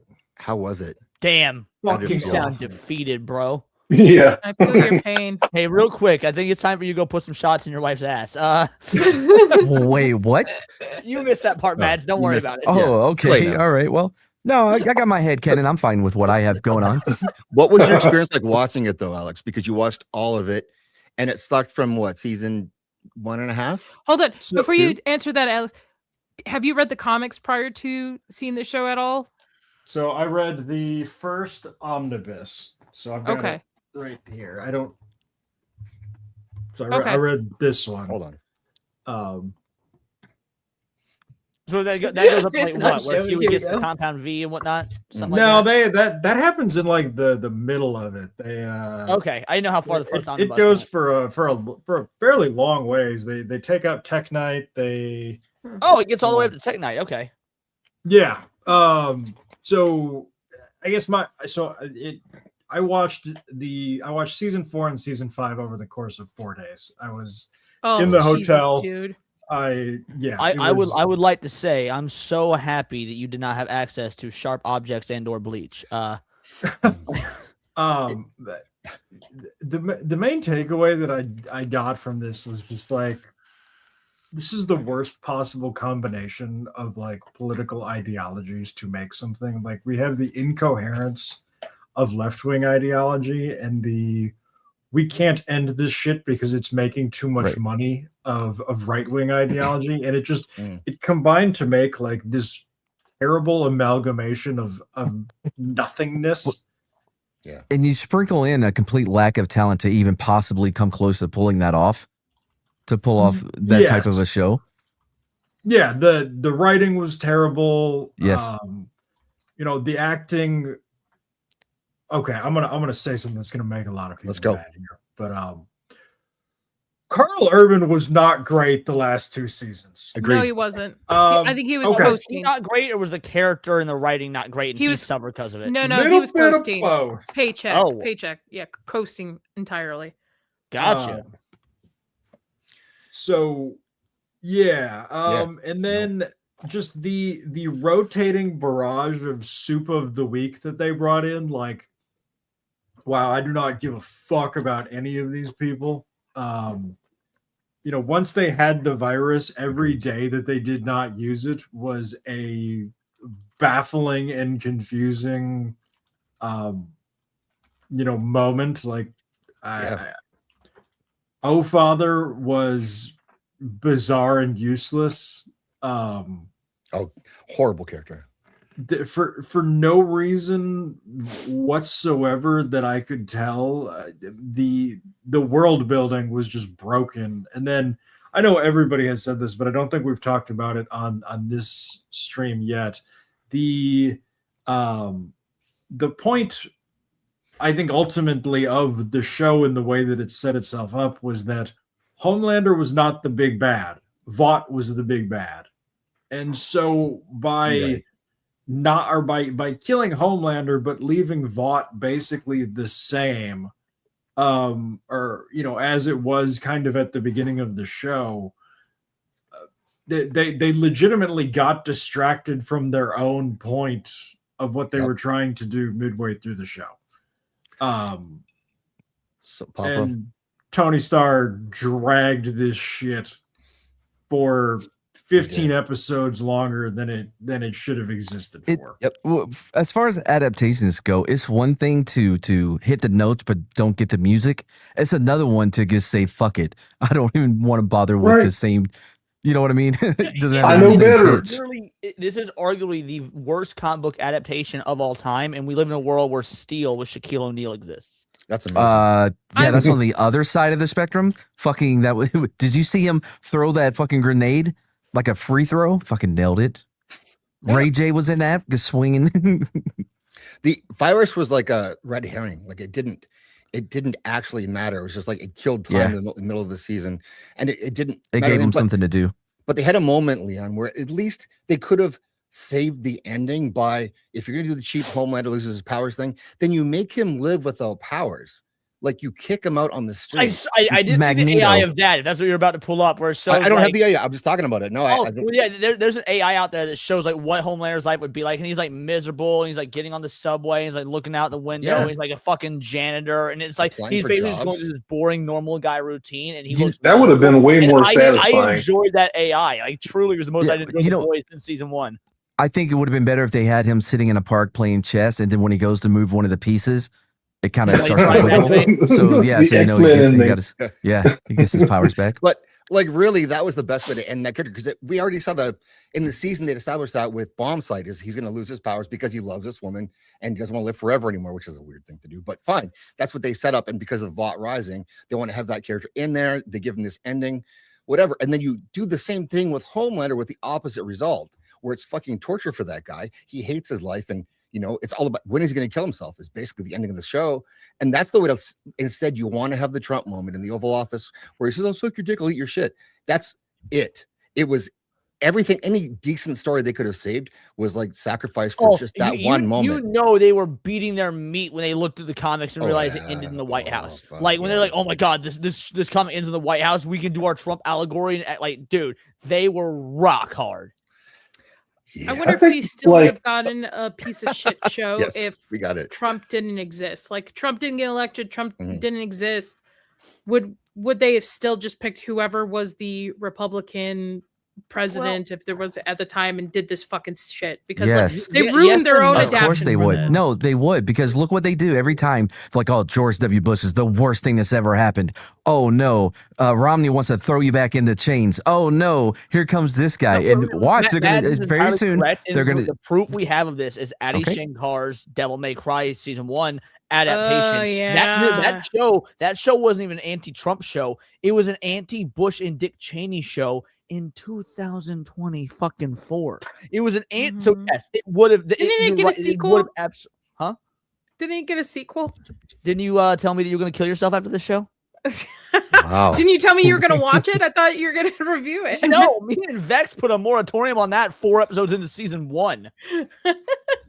What I was saying was like you're going to start seeing them do the same thing with either JD Vance or Rubio, whoever is going to be the next. Oh, wait for Boys Mexico. Boys Mexico is supposed to be. Well, no, I guess meant how they're just going to paint them as, oh, he's worse than Trump. Like, because you've seen it with JD Vance. Probably is worse than Trump in all the best ways. In all the best ways. This is what they say. They're like, he's so much worse because not only is he super far right MAGA, but he's smart. He actually knows how to get things done. Do you think his superpower would be fucking a couch in some way? Okay, look, every single fucking boy has come home from school, looked at that space between the couch. Hang on now. Maybe. And thought I could fuck that. Maybe. Why would you do that if you had Hot Pockets? Okay, because, dude, pepperoni is spicy. I've had mace on my dick. Don't do the 4-cheese Hot Pocket, bro. You don't do pepperoni. Dude, vaginas don't have pepperoni in it. That feels nothing like it. Okay, wouldn't it be better if they did, though? Back in my day, it was highlight ties. If you do, go grab someone, put them in your pussy. Matt, Zax, can you highlight ties up 1, up 2? It would be nice if Netflix just stepped the fuck away from anime till they get it right. God, yes. Wait, Devil May Cry is not an anime, so I thought you step away from using terminology you don't understand because they're fixing anime. Japanese I thought One Piece is my favorite anime. I think they should do more live action anime. That's when they get good. I did the new One Piece, like they're doing seasons where they're kind of condensing it. So I'm very excited to check that out. Yeah, are we just going to gloss over Leon getting maced in the dick? Yeah, I have questions. I was Does looking it at burn chat. if you get maced in the dick? Yeah, so Yes. I was maced in the eyes. I got in the shower to clean it off, and I didn't have the foresight to lean. Oh no! Oh my gosh! And let me tell you, that shit burns. Yeah. Oh my god! And is it like the type of burn where you rinse off and it won't come off? It like just keeps going. Yeah. It was. Yeah. Let me tell you, like for those of y'all that watched me do the Hot Wings challenge this past Friday, exponentially worse than that. Oh my god. Well, so when I was a cop, we were just hanging out in the parking lot because I worked nights. So it was like 3 a.m. on a Tuesday, and my lieutenant, he was resting his hand on top of his OC can, and it went off on his hand. So he goes and washes his hands, right? Oh, about an hour goes by. So about an hour goes by. I'm in my car, pretending to look for fucking traffic or whatever. I'm just watching something on my tablet, and I see him flying by, code 3 lights, siren, and I get on the talker. I'm like, hey man, did I miss a call? No, it's not that kind of emergency. So he went to go to the gas station and took a piss, and realized he did not wash his hands as well as he thought he had. And so he's just flying light siren to the station to get into the showers to wash it off. When we would spray guys and the paramedics would come out, we would get the IV bag with the nose, the little plastic nose piece for oxygen, right? They would use saline to try to flush out their eyes using that. And we would tell him, bro, you need to keep your head back. He's like, don't tell me what the fuck to do. By the time we get to the station, it all ran straight down his pants into his fucking junk every time. Yep. It is not a fun experience, guys. I would not recommend. Getting made. I think I just clamped up because of that. 3 out of 5 stars. Do not recommend. Me and Lady B, we're like clamped up right now. That's gonna make it. That's gonna really fuck up your pH balance for sure. But so the OC didn't bother me when I got sprayed. Right? It wasn't until I started trying to get it off of me is when it really started to fucking activate for me. So I would be fine. They're spraying me when we were doing their course or whatever. Soap, water, milk, and time. God. And time. Yeah. Prayers. Okay. Holy water. It was absolutely the second most painful experience of my life. Wow. Mad sent me this. I did not. Oh yeah, I did. What the hell is that? Dude, he's 48 years old. God damn. That's such wild. A hot man. Yeah. Such a good looking man. He's like, I hate to say this, and Vex probably hit me for I think he's better looking than Henry Cavill. Who? Henry Cavill? Listen, Echoes. 100%. Oh, dude. Yeah, beard, I get that. It's the only reason I tuned in for season 5. As soon as he was out, I was like, two different kinds of like Henry Cavill is that like big guy masculine. I'll take them whereas both. this is I'll take that them both. Scrappy guy masculine. I'll take them Nice. both. No, I'll take them both. you should be on Doctor I'll take them Who. both. One another. I'll take them both. You know what? I'll take them both. Take them both home. 2 for 1. Let's do this. All right, I'll That's watch fine. it. What are you, a I'll fifth sit in the grade corner. teacher? So Inside All Day actually has a new meaning. Yes. I bet Cavill's a more generous lover. Yes, He's and a gentlemanly. nerd. Yeah, I think so. He Sometimes would. women don't want that though. Well, he would Sometimes have an women- instruction manual like, okay, do the alphabet. A is for. Alphabet. Ah, This potential, the showdown they talked about for 3 seasons, where they're going to fight to the death, and it's going to be scorched earth. And no, it was on your knees. Fuck Yeah, my dick. I think there were some burns on the carpet though, so that's basically the same thing. Basically, yeah, carpet burn. Scorched drywall. Yes, just as they promised that we would get. We get Homelander as a god, which doesn't matter. He gets his V1 finally, which is Night, also another MacGuffin that didn't matter. Good night, Jacob. And we get this, and it doesn't matter. Like, it doesn't affect anything except for he has like his eye blast kicks ass one time. Otherwise, that he wasted all of it. just he can wear the Soldier Boy costume. He could be racist. I don't fucking care. Oh, yeah. I'm pretty sure No, that's don't all say he can be padding. racist, like that's a turn off. Like it's a bad Nah. thing. I was gonna say. Because so I know what Chris is dressing up for Halloween. yeah, I was reading something the other day and it was the Deep, and he actually worked out. He brought in because they didn't pay for them to have the No, that's the all sewn in. HGH. Yeah. So, but the Deep was the one that actually the one dude committed to it. Is the dude they treated like shit the entire time. Yeah. I mean, to be fair, like, with all that being said, someone said earlier, I think it was Nadia, Anthony Starr is a good actor. At least he seems like he is from this. And I would like to see him in other roles. I like that he actually Banshee. had the balls to push back from on Kripke and try and make the character his own as opposed to just being a Trump allegory. I would like to see Anthony Starr in more things. Yeah, me I too. hope I was this actually doesn't down. hold him back from getting roles. That's my only You concern. think it would? I think It- it does the opposite. I think it. Yeah, I think it helps him for sure because of how But he what kind of handled this roles is he going to situation. be offered though? That's the There's like. your Is he boy. going? You know what I mean? That's just he better be picky for the next couple of roles he does. Better be Well, picky. it's Yeah. I think there's Anthony Starr is such a good actor that Yeah, if you it's almost like one of those things where when you have a guy who's that good, it's a shame if they spend X number of years in a bad production. Yeah. Like it's like if LeBron Right. had spent his entire career on the Cavs and never won a championship. You just kind of be like, he I would get have been what less you- annoying. Oh, for sure, but from an NBA historical standpoint, it would have been we would have Shit. looked at it differently. Don't get me started on this because I'll tell you right now, he will never be better than Kobe or MJ because he doesn't have that venom. He'll He ain't never got even it be in better him. than He's Charles not a killer. Barkley, dude. These are terrible takes. There you go. What, Nobody's gonna mine? be Are you better fucking than kidding me? MJ. Yes, LeBron does LeBron not is have that so venom. much better than Kobe Bryant does in basketball. Get the no. Do you understand what I'm saying? Right? When I'm saying venom, All right, I yeah, see it I with think I Kobe. found out how I think I know how we can test this. Let's put LeBron on a helicopter and see what happens if he survives. he wouldn't have it. How many times have you seen him give up the game-winning shot to somebody else? He doesn't have that venom. Kobe would never do it. Even Luka, you can see that same type of venom in Luka. That I'm. Come on, man. I'm from Chicago. It's MJ all the way, always, forever. So I just it doesn't matter. Who These bought- guys don't matter. I guess the point I was trying to make is that it's a shame that we actually wasted 8 years of Anthony Starr's prime. Yes, We did. Yeah. Yeah. This Star Yeah. Trek. But The other Banshee thing I season was- 1, by the way, is worth checking out. If you haven't ever seen Banshee season 1, is I want Phenomenal. to. It's We've been on talked my about list. Banshee All to of check the already. it bands. out. I mean, I think it's Yeah. what 1, 2, and 4 are the great ones, and 3 is good. If I remember correctly. Remember Girls Get It Done? I would like to give a shout out to the Deeps actor. He was really good as well. Yeah. I know there's a lot of talk about Star and Butcher, but I really thought that the Deeps actor was a solid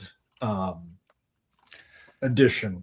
I thought Butcher was a really, really bad caricature, but the last 2 seasons, like he was just doing the oi oi cunt thing. That's it. That was his entire character. Like I don't think he really acted that much anymore. He was just saying his lines and walking around and posing, and that's it. Like in the mind of the writers, he just became like an afterthought. Like he completely incidental to even what's happening anymore. Yep. See, I thought they had some self-awareness in season 2, even with this, like, because obviously the girls get it done. We were at that point, it was everything was about every superhero has to be a girl. They kind of did that, and I thought, okay, but they know they're doing it.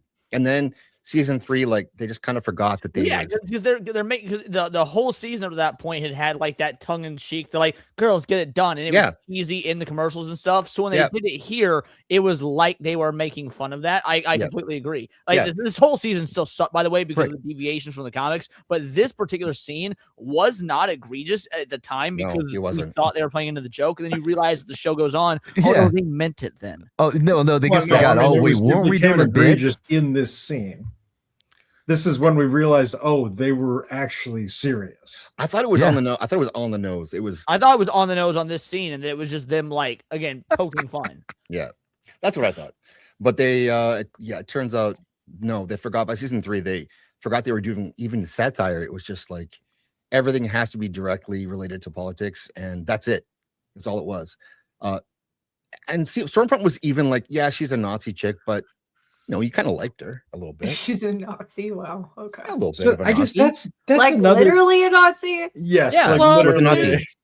there's a theory with the show that she's actually Homelander's mother, grandmother. Mother. All right. Soul Boy's dad, and so there's a theory that in the show Homelander's. They used Stormfront's eggs or whatever. She's actually it's a theory. It's never been confirmed that she's actually his mother. So it makes season 3 a little weird, huh? Jerking off with your stump. That was so sexy, right? Yeah. Maeve didn't come back either. Season 5. I thought they'd do something with her, but nah. She didn't want to come back from what I heard. Yeah, she retired. She didn't. She pulled a Jolene Blaylock. I think she married a super rich guy. Which called it. That a girl. So someone told me that Kripke said in an interview that Maeve would actually have been able to take Homelander. Fuck off. Bullshit. Because you want to know how this plays out in the comics? Homelander and Maeve do square off right before the climax, and here's how the entire comic panel goes. They're facing each other. Maeve draws her sword, and it cuts to her body and a silhouette of her head falling from the tower. Yeah, it's pretty cool. That's right. You know what is not a thing? Nadia's Mossad. I believe it. I believe it. Yeah. Just infiltrating. That's why I've been gone from YouTube for so long. Thank you, Barmy. Appreciate that. Here you go.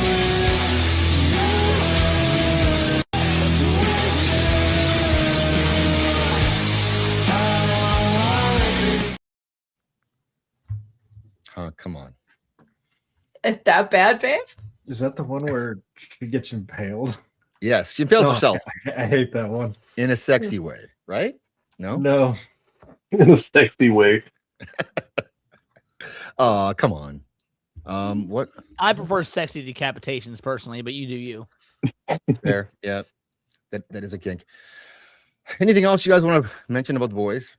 Read the comics, don't watch the show. Yeah. Look, I have my issues with both From and The Boys. The Boys, I'm more just like, whatever, man. I'm laughing at it. Like, this is fucking dumb. From upsets me. Oh. And I'll get into it. Go on.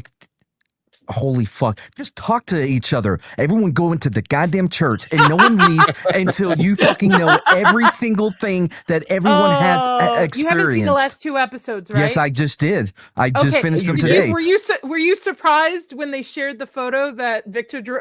I was like, holy shit, Kenny's actually showing this to someone and it's not like 4 episodes later? But in the same episode, Homegirl was like, oh, I don't want to tell you. I just needed a moment, okay? Like, no, you tell them.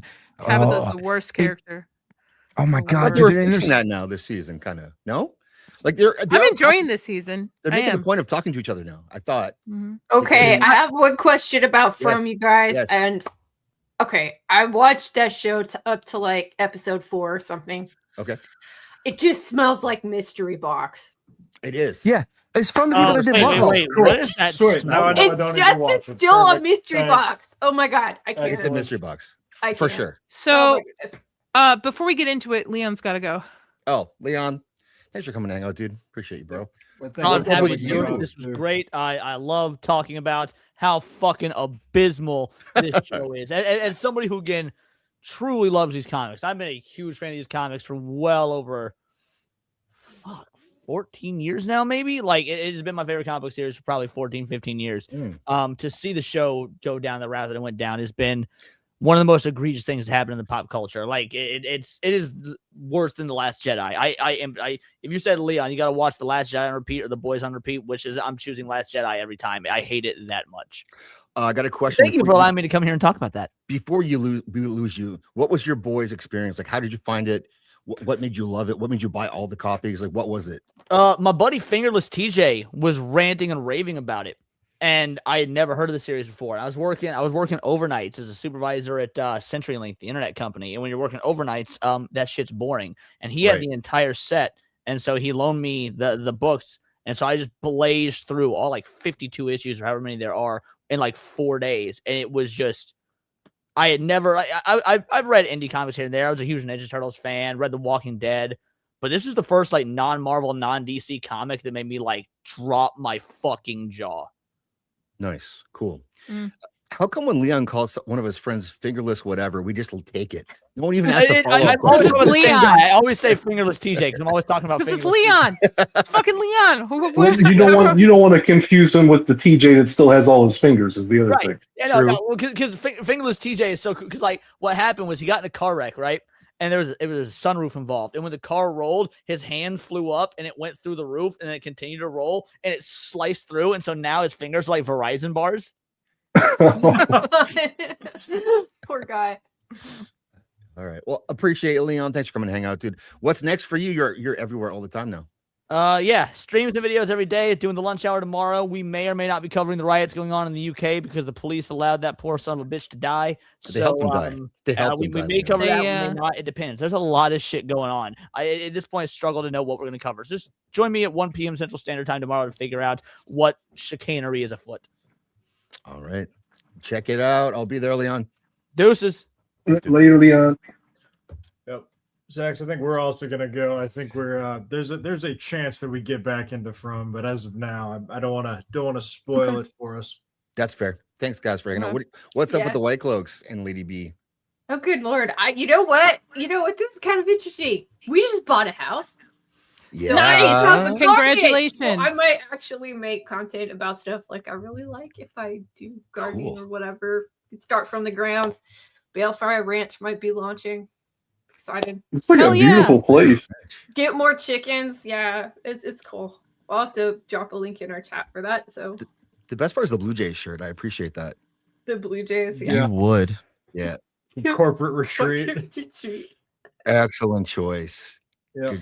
Lady Balefire. I had no clue who y'all were because it's so I have it split screen, so I can't see your names underneath it until they put up. Oh, she's the only other woman on the panel tonight, Mads. Well, I couldn't see the names because I'm looking at other stuff on, like I have my tab split, so it's really small. Why are you guys leaving me with these fools? Hopefully next time I'll have more to say because I've seen it. If you guys haven't seen this season at all, I think it's playing out pretty well. So it is. The mystery boxes start paying off. Yeah. It's making up for last season. It's making up for a lot of last season. I will let you guys get to the end of it and tell us if the mystery gets solved. By the way, season 5 was announced as the final season. It's already been greenlit. So. So that's my selling point. And for we're the on show. season 4. It's getting better now that they have an end. I think that they know what they're going to do now because it's not wasting time. It's not meandering like it was. Give it maybe think about giving it a shot, but we'll tell you if it's worth it. I was gonna say, you tell us if there's an answer in the box. Probably not. Which box? We love the box. Bye, guys. Later, man. See you guys. Mads. Yes. You love this show. You sold it to me originally. I think you covered it, didn't you? Really? No. But Not you, Mads. like Me, Mads. Sorry. Mads. Go on. Yeah, I'm very much enjoying it. There's been rumors around that the writers got influence from The King in Yellow, so I actually bought the little novella to read. I haven't read it yet, so I plan to. I'm reading The Last Dresden Files. I know I'm months behind. I'm almost done with that book, so I'm hopefully going to get to this weekend. It shouldn't take that long. But yeah, I think the last season was a bit rough. Yeah, not gonna lie, but this season I think there's a lot of things unraveling, so I'm enjoying it. I'm especially last episode was very well done too, especially with the introduction with the Man in Yellow. I think that's really kind of relit my interest to the series. There's progress happening. It seems like they're actually going somewhere, and like we covered it together, and it was painful. That whole season was hard to get through because they spent so much time with people we didn't like. That was one problem. It was all about Christy and her bad haircut and her lesbian friend. There was so much of that shit. And then the mystery around Tilly, that really went nowhere. And I can't stand Ellis, and those characters were such a big part of that season we covered that I almost didn't want to watch the show anymore because Harold Perrineau carries this show. Like he's great in this. And when he wasn't in it for like an entire season, when he was away, it was just almost unwatchable because the acting was so bad. The characters were so dumb and they wouldn't talk to each other. But season 4, I gave it a chance with the first episode, like a week by week thing to think maybe I'll watch it. I'll give it a chance. And I'm enjoying this season. There's actually stuff happening. I don't hate the same characters. Jim is dead. So there's that. That's a big plus. We get new theories of what's going on. Like I said, it's not confirmed, but the rumors that it's going around that it's the King in Yellow is an influence on it. I also think nightmares and dreams are an influence on it. The King in Yellow thing seems like such a deliberate choice. Like I don't see how it couldn't at least be like it's like a nod to the audience. Yellow. Like yes, exactly. Yeah, Man in yellow suit. Yeah, And I think there's a lot more at stake this season, where last season nobody was doing anything to push forward, and now this season there's obviously new threats and stuff. But what I like about this season is that instead of everybody sitting on their hands, people are calling out him and saying like, "Hey, if you basically do fucking nothing, these people are gonna die. So we got to do something. We got to take big leaps. We got to jump. We got to do something." And I like it. I would recommend it. I'm trying not to spoil it if anybody is in the chat that's interested in watching it. Yeah. But yeah, I never watched Lost, so I didn't get to experience the whole disappointment of Lost. The writers of this is the writers of Lost. So I know a lot of people are like, "Oh, this is kind of hoping this doesn't turn out." Well, as of right now, like I'm getting the distinct sensation that like they know exactly where this is landing. Yes. Which means a lot that they're actually paying attention. Which is interesting because in last season, when they found the settlement and they found those weird things that were in the ground, statues, everybody was theorizing about that shit, right? I thought they were going to forget about that. I thought they were going to forget about the spiders in the forest. I thought they were going to figure about all this shit. It's the dogs. They're all slowly coming back to the surface in this season. Well, things are starting to kind of, it's starting to make sense. Yep. What moved their tent? That's a question. We'll find out. I think we're gonna find out. This is what I hate. So here's my issue with this, and I tried to get the guy that plays the man in the yellow. I got to hang out with them, with Greg McGregory, who was doing an interview with them. Yep. Yeah, but so after they're done, I joined in. It was just talking to him, and I was trying to tell him, bro, you got to tell them, dude, to start giving us answers and not more questions, because it feels like every time we get half an answer, they introduced 3 or 4 more questions. It's Julie B Deep Dives had him on multiple streams. I think she still has him every week. Basically. Yeah, every week. He's a cool dude. Talk about stuff. I enjoyed talking to him. He's a cool dude. I was the same way, Matt, because I was like, what the fuck? What about the spiders? What about that thing? And now that we're getting answers of those polls in the settlement, now we're getting answers to stuff. I think things are starting to come back around, which I'm totally cool with. If the payoff is worth the wait, great. Yeah. That means it's very clever in writing. If they screw the pooch like Stranger Things, then or Lost. Lost would be Or better because Lost. these are Yeah. people from well, Lost. I've never seen Yeah. Lost though, so Well, like I didn't expect. for pretty much like the same reason as you guys, like I had lost interest in watching the show after season 2. Like when season 3 picked up, Oh yeah. I mean, before that, like I was tuning in every Sunday religiously, and like I hardly ever do that with new shows anymore. But Yeah. it became where, I felt like, okay, we're just getting more and more mystery boxes, and like I'm never going to have any fucking answers to any of this, and all this disparate information is never going to lead anywhere. And so, like, I just kind of forgot about it for a while. When I went back and watched season 3, and like you kind of start, I think what really kind of sealed it for me was when you finally figure out. I know we're trying not to spoil this.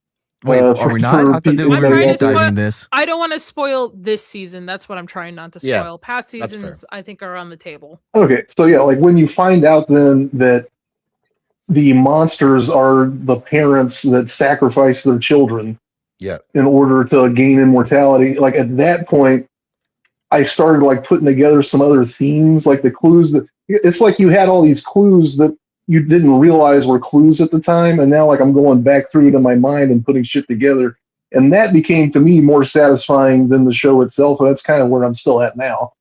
Hold on, real quick. I like. Sorry, go on. I like theorizing about the show more than actually watching the show itself. Like before I came in here to talk to you guys, I spent like an hour talking to fucking Gemini about the show and like possible explanations. But yeah, like I'm pretty much all full in back on it again since I picked it back up. I still get frustrated, and it's starting to feel a lot like a escape room. You know what I mean? Because I know we're not talking about, but I'm not going to try to talk about. But it's always like, wait a minute, what's behind this? And then we got to move this over here. It's starting to, you know what I mean? Because I just watched the last episode, but they're finding stuff. They're actually finding stuff. They're talking. Finally, yes, they were on the nose about talking to each other this episode. Like they were really putting it out there that hey, we're going to talk about this. To the point where like I think it was Samantha was like super like over the top about it, but I thought that was okay. Yeah, but then I'm not gonna. But then they let that thing that they brought with them. Yeah, and with no one watching it. What are y'all doing? Yeah, true. You know, it's things like that. It's just come on. And also, what is this in the chat about? They're on top of a castle. Where is that coming from? I think he's saying they're actually in the Yellow Man, from what I'm understanding. Oh yeah, they said that earlier too. But now they're saying they're living on top of a giant fucking castle. How did they not know? I didn't know. I theorize. I have a feeling that they're going to escape by boat, because boat imagery is a very common thing throughout the entire season that you see, like in the caves and stuff. We hear about the Lake of Tears. We hear about why can't I think of the main character's name all of a sudden? And I love this fucking series so much. Boyd's him getting a boat for retirement and stuff on his way, and they got, so I think there's in a sense them escaping on the Lake of the Tears, or some kind of escapism through boat. I mean, we get the lighthouse too, which is common, found on shores and stuff. Yeah, so there's a lot of boat imagery. Claws and Victor's pictures. Cool. Yep. And so that was one of the things about covering it that I think maybe like it less, is because we were like really getting into like all the imagery and what this could be, and you're rewatching it instead of just like sitting back and kind of taking in what you want to and not having to find and follow all these trails that really went nowhere. But I find some of them now are coming back this season. Like they've now going back to like the cicadas, explaining sort of where that came from and why that would have happened. And I think that's interesting. What happened to the voices on the phone? Nobody calls anybody anymore. The ghosts don't call. Also, long distance is expensive there. Right? I think that was the Man in Yellow. Like that was the first kind of taunt. Like the more you try to figure out what's going on, the more I'm going to push back. He was doing the voice of the kid. The dead kid. I think so. Yeah.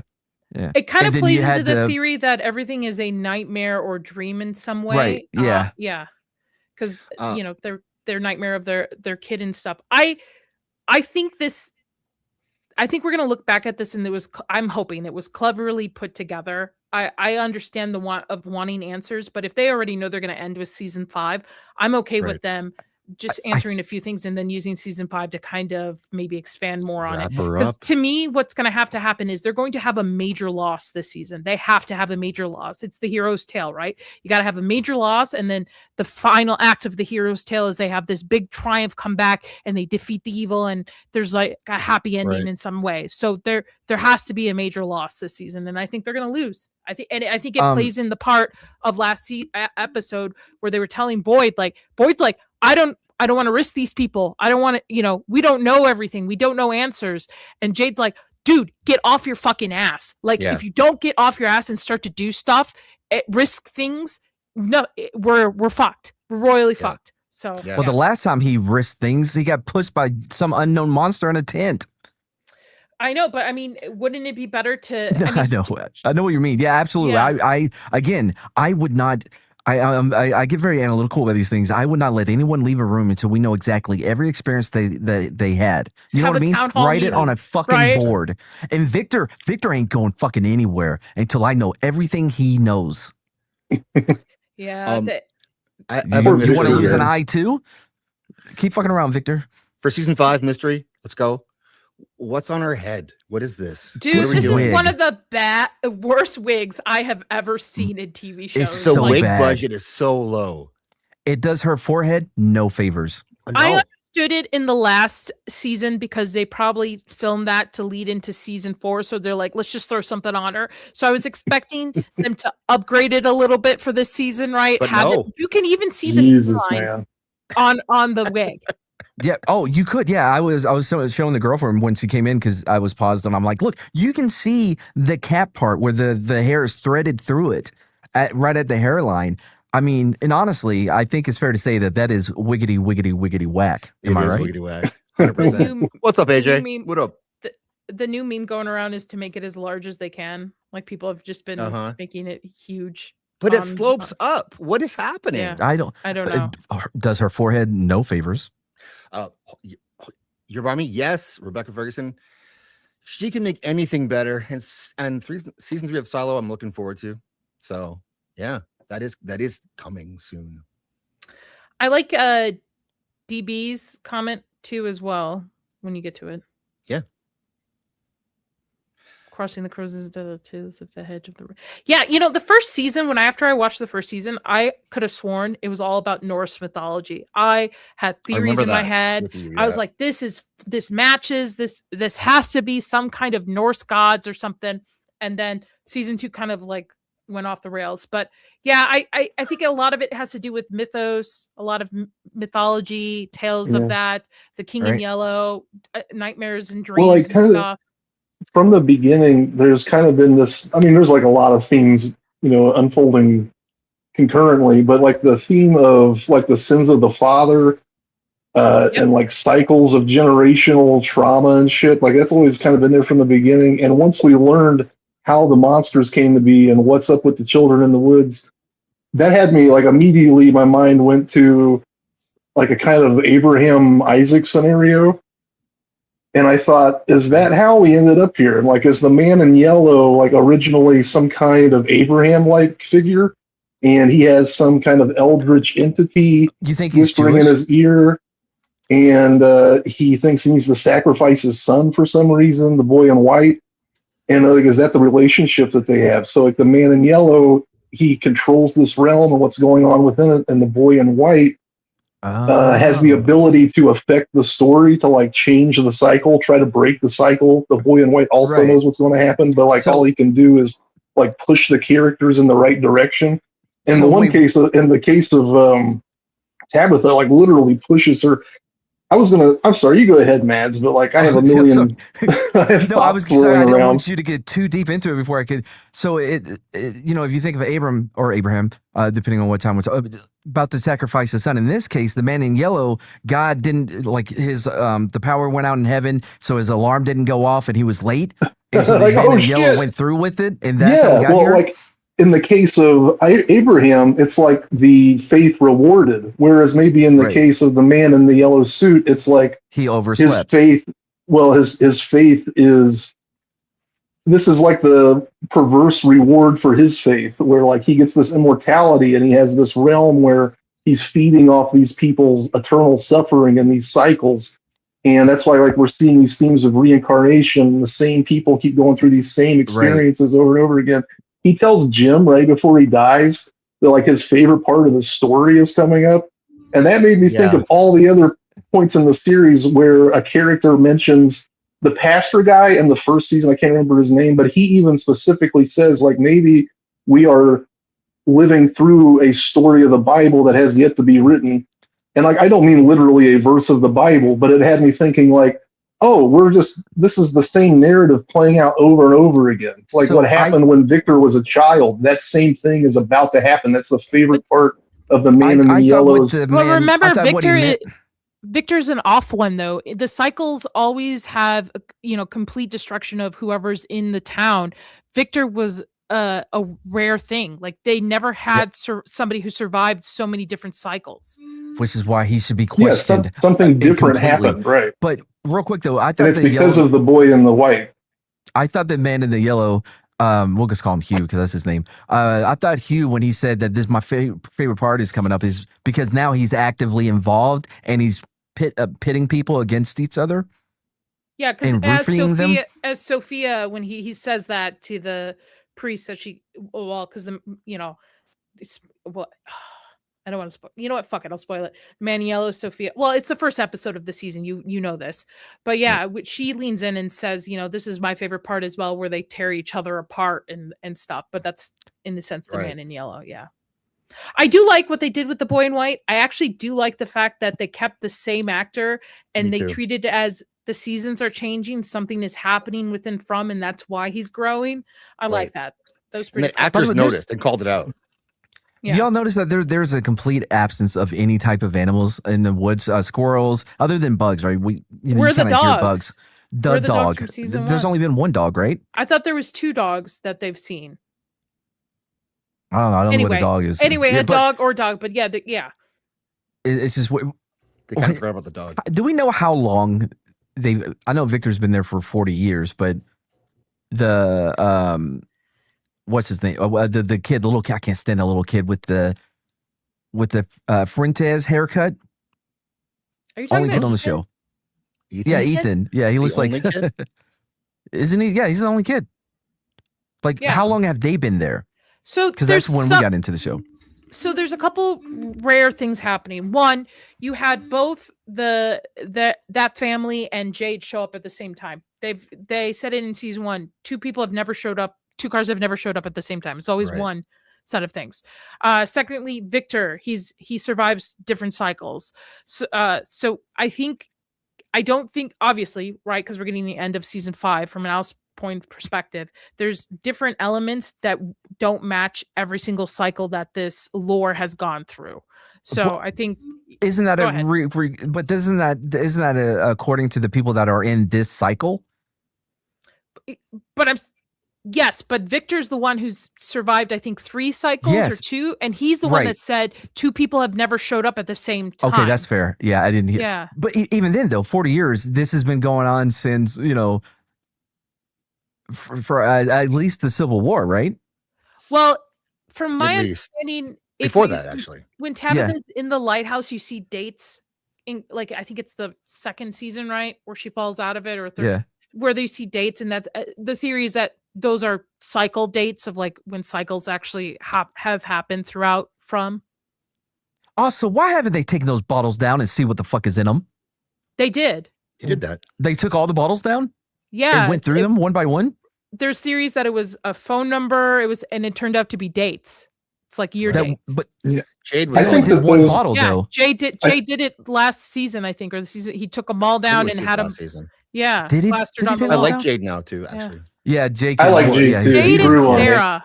I really like Sarah. Sarah's my second. I like favorite Sarah too. Yeah. Tabitha can go. She's just as bad as Jim. I just can't stand her. I just don't know why she's French. I don't get that. I don't know why she always has to be just the damsel just like, ooh, somebody save me. Wait, who's this? Somebody's Tabitha. Jealous. I hate Tabitha. I think she's a horrible actress too. Which one's Tabitha? The one that looks 20 years older than her girlfriend? Oh, Tabitha was Jim's wife. Yeah, I'm not a fan. No, I'm Moms not are a the fan. best, And aren't the they? fact They're so that- strong. As soon as they revealed that these two were reincarnations of previous individuals and they were the original part of the original like people who like sacrificed their kids, Yeah. not them two. They try to stop it. And she like completely pushes Jade away and doesn't want to talk about it. I'm like, motherfucker, you have to talk about this stuff. You have Right. to. Like, if you expect to save your own fucking kids, you have to talk about this stuff. She's That's like, what "No." I'm saying. No one Ugh. wants to talk to each other. Yeah. Well, I totally get where you guys are coming from, and I agree. I think, though, that within the context of the story, it kind of makes sense to me. I mean, maybe not so much for Jade because he's like really obsessed with unraveling the mystery. Kevin Yeah. too, but like they Except if he has understand to that ask somebody something. the more they try to figure out about what's happening, the more Fromville is pushing back against them, and like So it you're invites talking- tragedy. So then it's a slow death rather than whatever doing everything you possibly can to get out. Yeah, I mean, I don't think that's such an unreasonable reaction for people to have. Fair. Two things I want to correct. One, yeah, it wasn't dates; it was musical notes in the That's in the right, yeah. bottles. And second thing, so there's a theory that's been going around of like, what if they die? Do they We wake are. up in the real world? Right? What's going on? Like, does something happen? Donna technically died last episode she was clinically dead for what, like 7 minutes, I think. What was I the only one yelling? Tell us your nightmares before you go, so we know what to look for. But I'm saying she came back, right? But we Yeah. haven't been able to have a conversation with her. So is she going to reveal something she's seen because she died for 7 minutes? Maybe. Well, I think we're made to believe that she came back. I've been thinking maybe she never actually left that place at all, or that like the effect that Fromville has on people is not contained in just that one place, and that in reality Tabitha was just in some other kind of like metaphysical reality, and it was still I hope affected. not. She was still like within the. It's hard to explain, man. Like it seemed like she got out of Fromville when in reality she was just in like a different Fromville construct. Right. And it's like the illusion of separateness, but it's not. Wait, She but didn't then how actually did leave at all. Victor's dad That's come my back theory. in? No, but how did Well, I how did think- Victor's dad come back in? He had always been there. And I guess like this is why there's like these kind of convenient things that happen to Tabitha, and that's what had me even thinking about it in the first place. And you get kind of these hints that like she's not actually in the real world, and they kind of like drop shit in subtly. It all seemed like too deliberate. Like she gets in the car, and in the glove box there is that bracelet that she had given the Jim. But real quick though, because it's not just Victor's dad and Tabitha, it's also the horrible cop who has no idea what she's doing as a police officer. And But wasn't she's there a cute, paramedic? The Wasn't the- paramedics too, yeah. that Yeah, got right? Yeah. So were they always there as well, like you said, with Victor's dad? Well, no, I think they came in from wherever everybody was before They they came made it in to with Fromville. Victor's dad and Tabitha. Do you think And I Fromville mean, maybe they sent- were then, man. But there's other things that happen when Tabitha wakes up in the hospital, like after that had me thinking like maybe she never actually left at all, or whatever effect that this place is having on Yeah. everybody, it's still going on. I Even would if it agree with seems like that they're if not it- there anymore. I would agree with that if it wasn't that they brought in 3 people who we had never seen there before and seemed completely, unrelated to other than Victor's dad, obviously, because Victor, but they had nothing to do. And the one paramedic guy, he died as soon as he got there. Like he was the first one to go. You know what I mean? So I don't see how they had just been waiting there, like in behind the curtain, like, okay, go. Don't forget your lines. Well, I I think, guess I would suggest that like they might not even be aware that they were inside of this thing. I mean, it could be that it goes so deep that none of these people realize they were never actually outside of the Fromville phenomenon to begin with. Oh, I think that would take a lot away from the show because then Yeah. nobody Like these could be people that have like literally just been trapped there in this cycle over and over again, and just like bits of the story changes. I think actually, my opinion is Tabitha went to the real world, but Fromville or whatever entity and stuff kind of knew that in this storyline, she goes and gets Henry in some way and brings him back. It brings him in there. Like in a way, sending her to the real world was to bring Victor's dad to or some way. But I think she actually experienced the real world. I think she woke up there. I don't know. Well, I will say this: it's quite convenient that Tabitha is where she needs to be and has the correct memory to help solve whatever issue may pop up. Again, I have little things. I have little problems with this show. Oh my god, man! You just want to hate, huh? No, I don't, dude. I watched I was the one that told you to watch it. No, I told you to watch it. Yeah. No, you did not. Don't you try to do that to me. That's how it worked. That's the flow down. And you I think I told Zach to how to watch it. Yeah, well, yeah. The first season. I think Nadia got me to watch it. Yeah, I'll say Nadia. I'll give her credit. I watched it in spite of it. I wanted to say too, guys, as far as Tabitha, like when she goes into that church as they're leaving, there is a series of numbers that are like up on a bulletin board in the background. Yeah. And if you look at them, I can't remember exactly what they were, but it's two verses from Proverbs. And those two verses seem to correspond with what's going on in the town. It talks about like when the sun gives way to the dark and like the beasts of the land come out to creep and crawl from the woods and shit. And I thought, well, like surely that's a reference to the monsters and the talismans that we see. Because like in the talismans, it seems to be a symbol of like all the children, the 8 children surrounding like a sun and a moon. And they put the talismans up to literally like keep the night at bay so that the night creatures can't attack them. And I thought, like, this cannot be a coincidence. And, like, it's either an Easter egg just, like, for the audience, or they're trying to tell us, like, you are still there in this place, or you're still being affected by this place, even though it seems like you've left. I know that we don't want to spoil season 5, so I won't say it, but what happened out by that cabin? Super sloppy. Yes, your bummy, it is. 100%. The dolls? Yeah. Okay.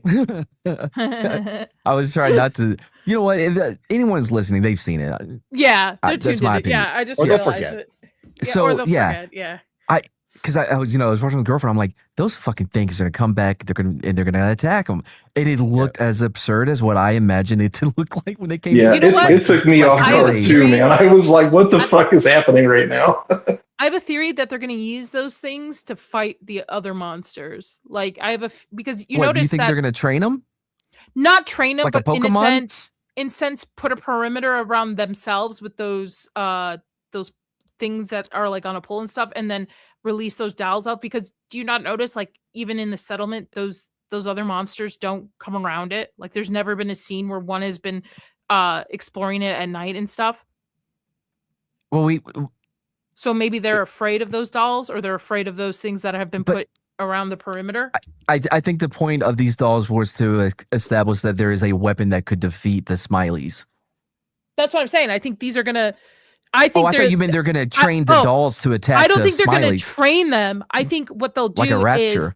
is they know those like totems protect the dolls don't go near those totems, right? So they'll put a perimeter of those dolls, but in a sense lead the dolls to those other monsters, and in a sense utilize them to fight the other, not train them, but in a sense just push them onto them.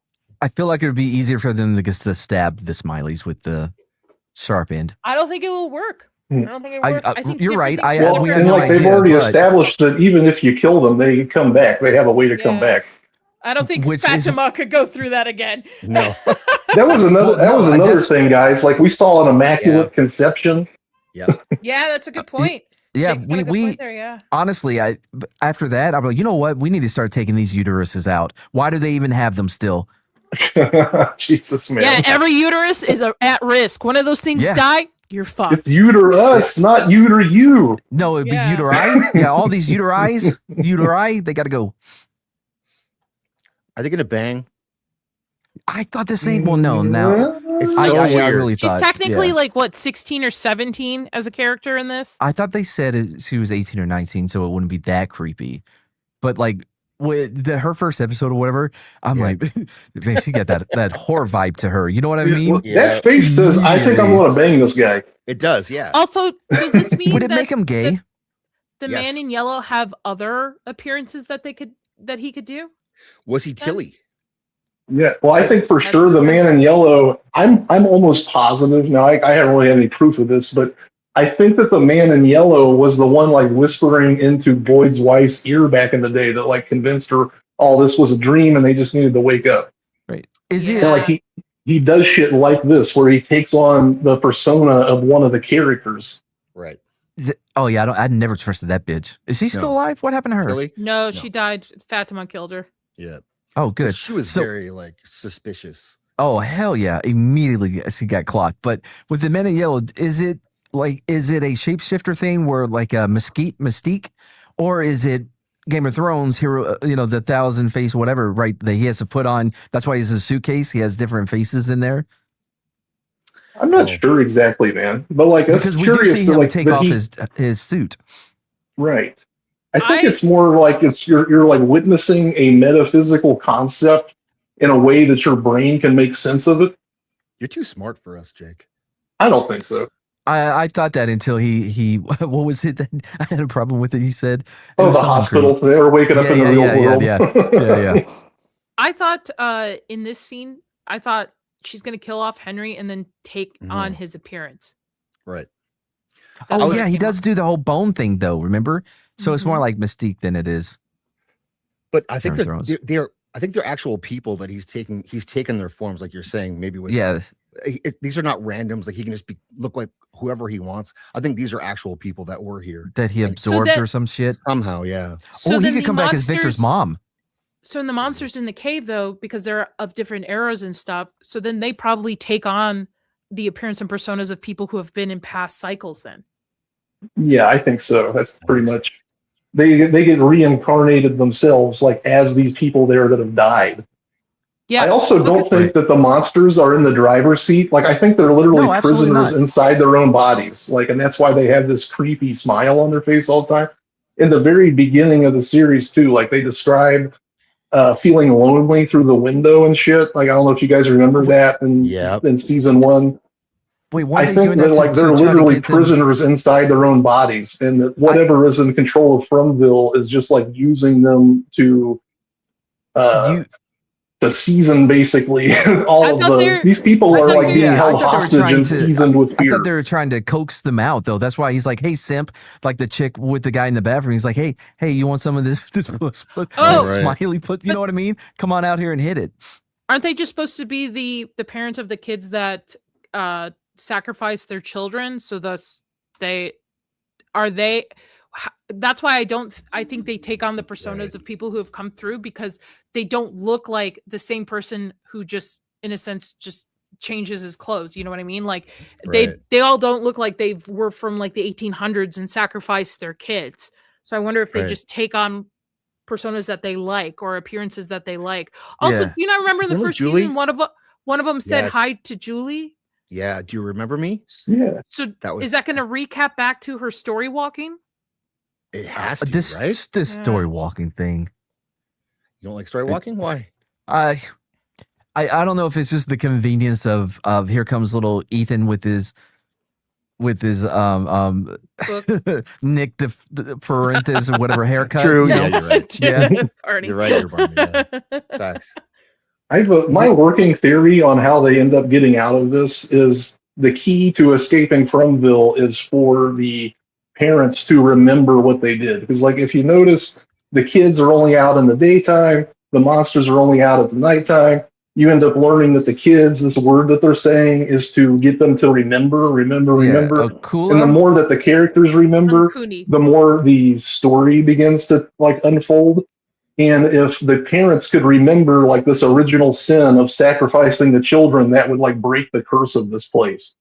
But no, I thought we're not at the point to where like we gotta get the bones, and then it's kind of like the Poltergeist movie. You know, you gotta set the bones free, and then the spirits leave, and then the mist will fade, and you're back into the real world. I know we don't know that, but we've been duped in the past where they've had ideas like this, and it just didn't play out for them. I mean, even in this season, Julie's story walking bookmark idea doesn't work out initially. Because that's stupid. She was stupid for even trying that. What the fuck are you doing?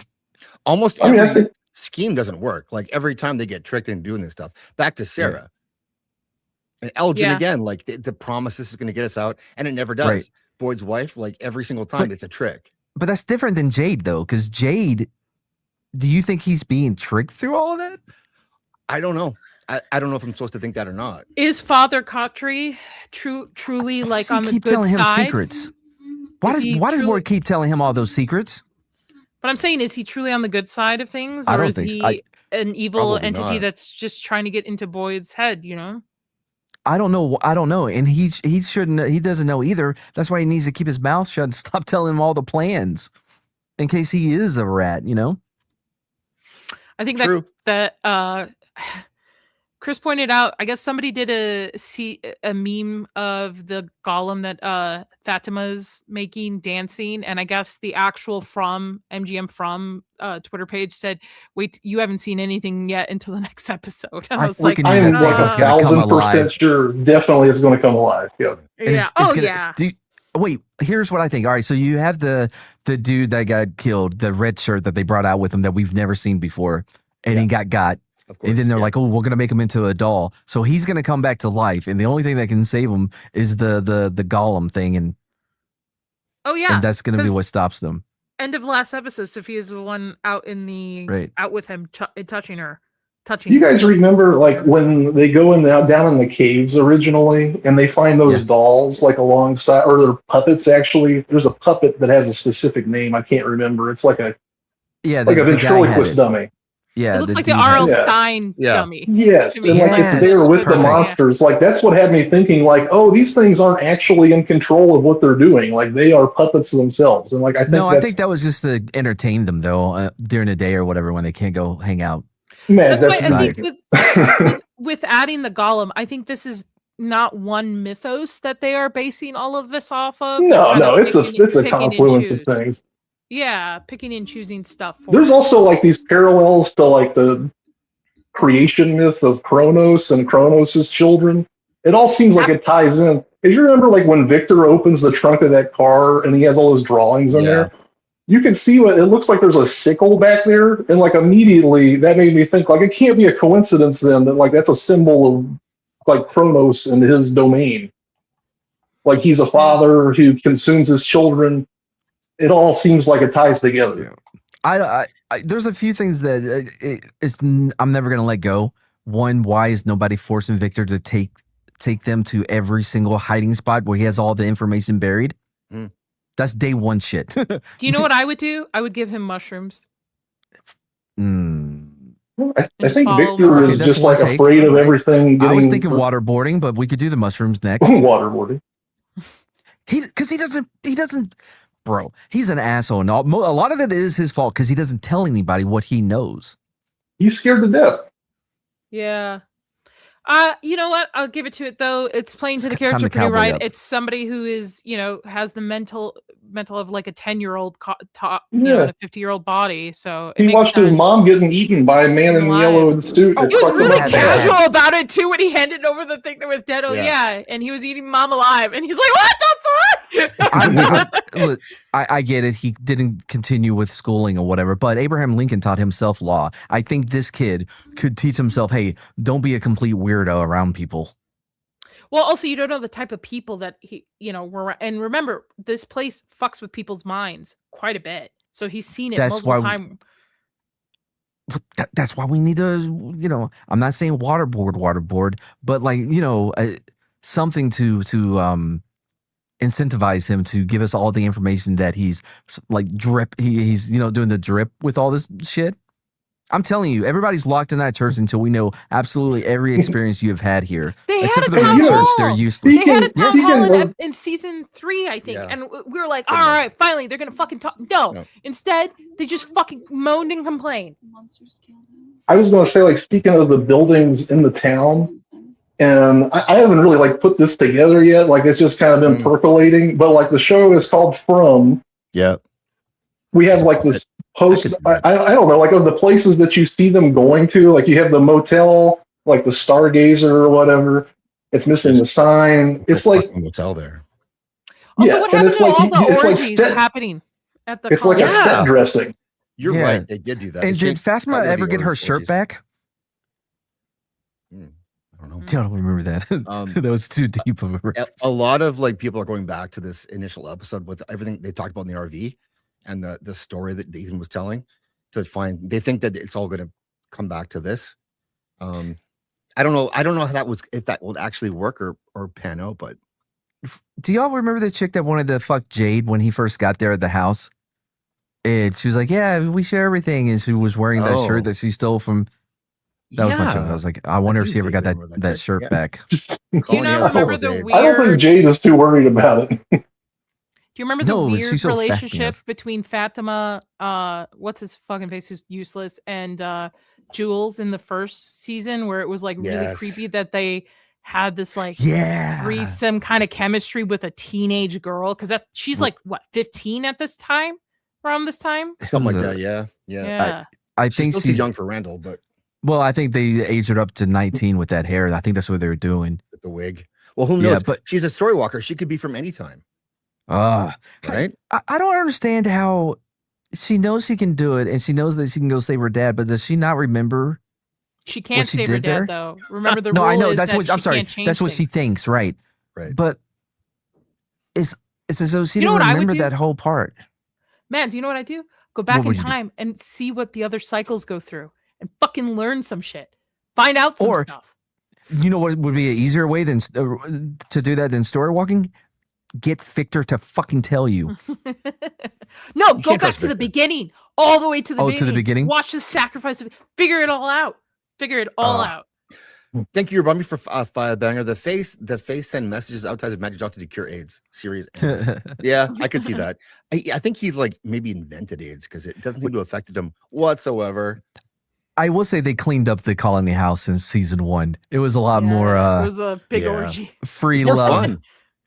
More fun in season 1. Now you can see somebody rolling a joint. Where are they getting weed from? They're getting a lot of weed, man. Yeah. A lot of weed in there. I'm like, maybe somebody's growing it or something. Right. They got or it's like maybe it's like the theory of the U.S. government with weed now, that they just put it out there to the masses to kind of just subvert people's and make them dumb and just sit, on the couch and not actually have ideas or do anything. Man, I wish they would have started that in the summer of 2020. Yeah. Summer love.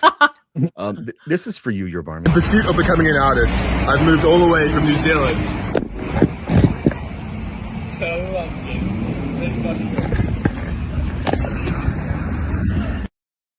My sister's in Paris right now, and they're going to London soon.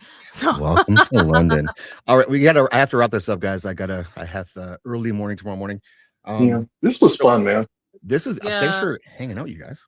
We should come back once the season's done, because it's how many more episodes? 2 more episodes, right? Okay. Yeah. I would love that. Let's do it. This Sunday's the penultimate, whatever. Penultimate. Thank you. I'm tired. I would love it. And I feel like maybe like I tend to ramble a bunch or something. Maybe just I'm not used to like being on streams or whatever. I'm trying to get it all out. No, I know. You're good. Matt's like to interrupt. No. It's because there's. Yeah. Oh, poor Mads. Poor Mads. Hello, Mads. Wow. Are you back? No, I'm here. Okay. Nadia, when are you making your big return to YouTube? Tell us. Next week. I haven't picked out a date yet, but next week I'll be back. So just, stay tuned to all socials. It'll be announced. I'm going to be talking about all the stuff I've watched this year and maybe some books and stuff. So we'll see. It'll be pretty chilled. Awesome. But do you have guests, or is it just you? Just me. It's just going to be me. But right now you can find me every Tuesday on the Dualies, Hold My Dual Shock channel for Tega Banana. So I am their 4th panelist on that show. So it's a lot of fun. Nice. Great people. Dualies are fun. Dualies are lots of fun. Got to meet them. Got to meet Nads. Good group. Mads, what are you doing? Tuesday, History Interrupted, 9:15 p.m. I don't know what story we're covering, but we finally let everybody in on the true history of the firefighters and why they've always been fucking dirtbags and they don't deserve a quarter of the love that they get. It is a wild story. Yes. Finally, someone brave enough to go after the firefighters. That's right. Fuck yeah, bro. Somebody got to. Take them down a How peg. dare you? They are the heroes of 9/11. How fucking dare you? Yeah, I believe there were police there too. Yeah. But do they get credit? Nope. I mean, kind of. They got their Do names we on the get wall. calendars? No. Well, you don't deserve. You guys aren't in shape for calendars. That's the problem. Because we don't sit around all day doing nothing. Do you know that they had to make all the firefighters paramedics so that they would earn their check? I don't think you know how getting jacked works. Yeah. Sitting around all I've day been doesn't jacked do it. plenty of time. Come on, man. It's okay. You serve your country. You got exploded. Yep. Should have For your became a peoples. firefighter, but that's okay. You're doing the You're right thing, man. because as they say, Not too once you're exposed to something like fire, like burns, then you're immune to them. I would have been the perfect firefighter. It's not too late then. Jakey, are you gonna do anything else for YouTube? Anything else coming up? No, I'm at large, hitting up my usual hot spots, and I hope to come back for the thrilling conclusion of From season 4. Hell yeah. This was great. Thank you for coming on, Jake. Go and if you're looking for a panelist, you can go hit I'm up right Jake here. And not Matt, Jake. So Matt. But I would say like not at the same time, one or the other. You can pick. One of the three, I think, is what you meant. Just have your mute button ready for Mads. That's It's all. true. Like this is the best part of having Mads on the show. Is just I could just do that whenever I want. As a panelist, I wish I could do that too. Yes. No. We'll talk about that now. Oh no, he's gone. He left us. Well, with that, I'm gonna ask you all to go and pay respects to the trans people, and I will see you on Saturday. Let's go.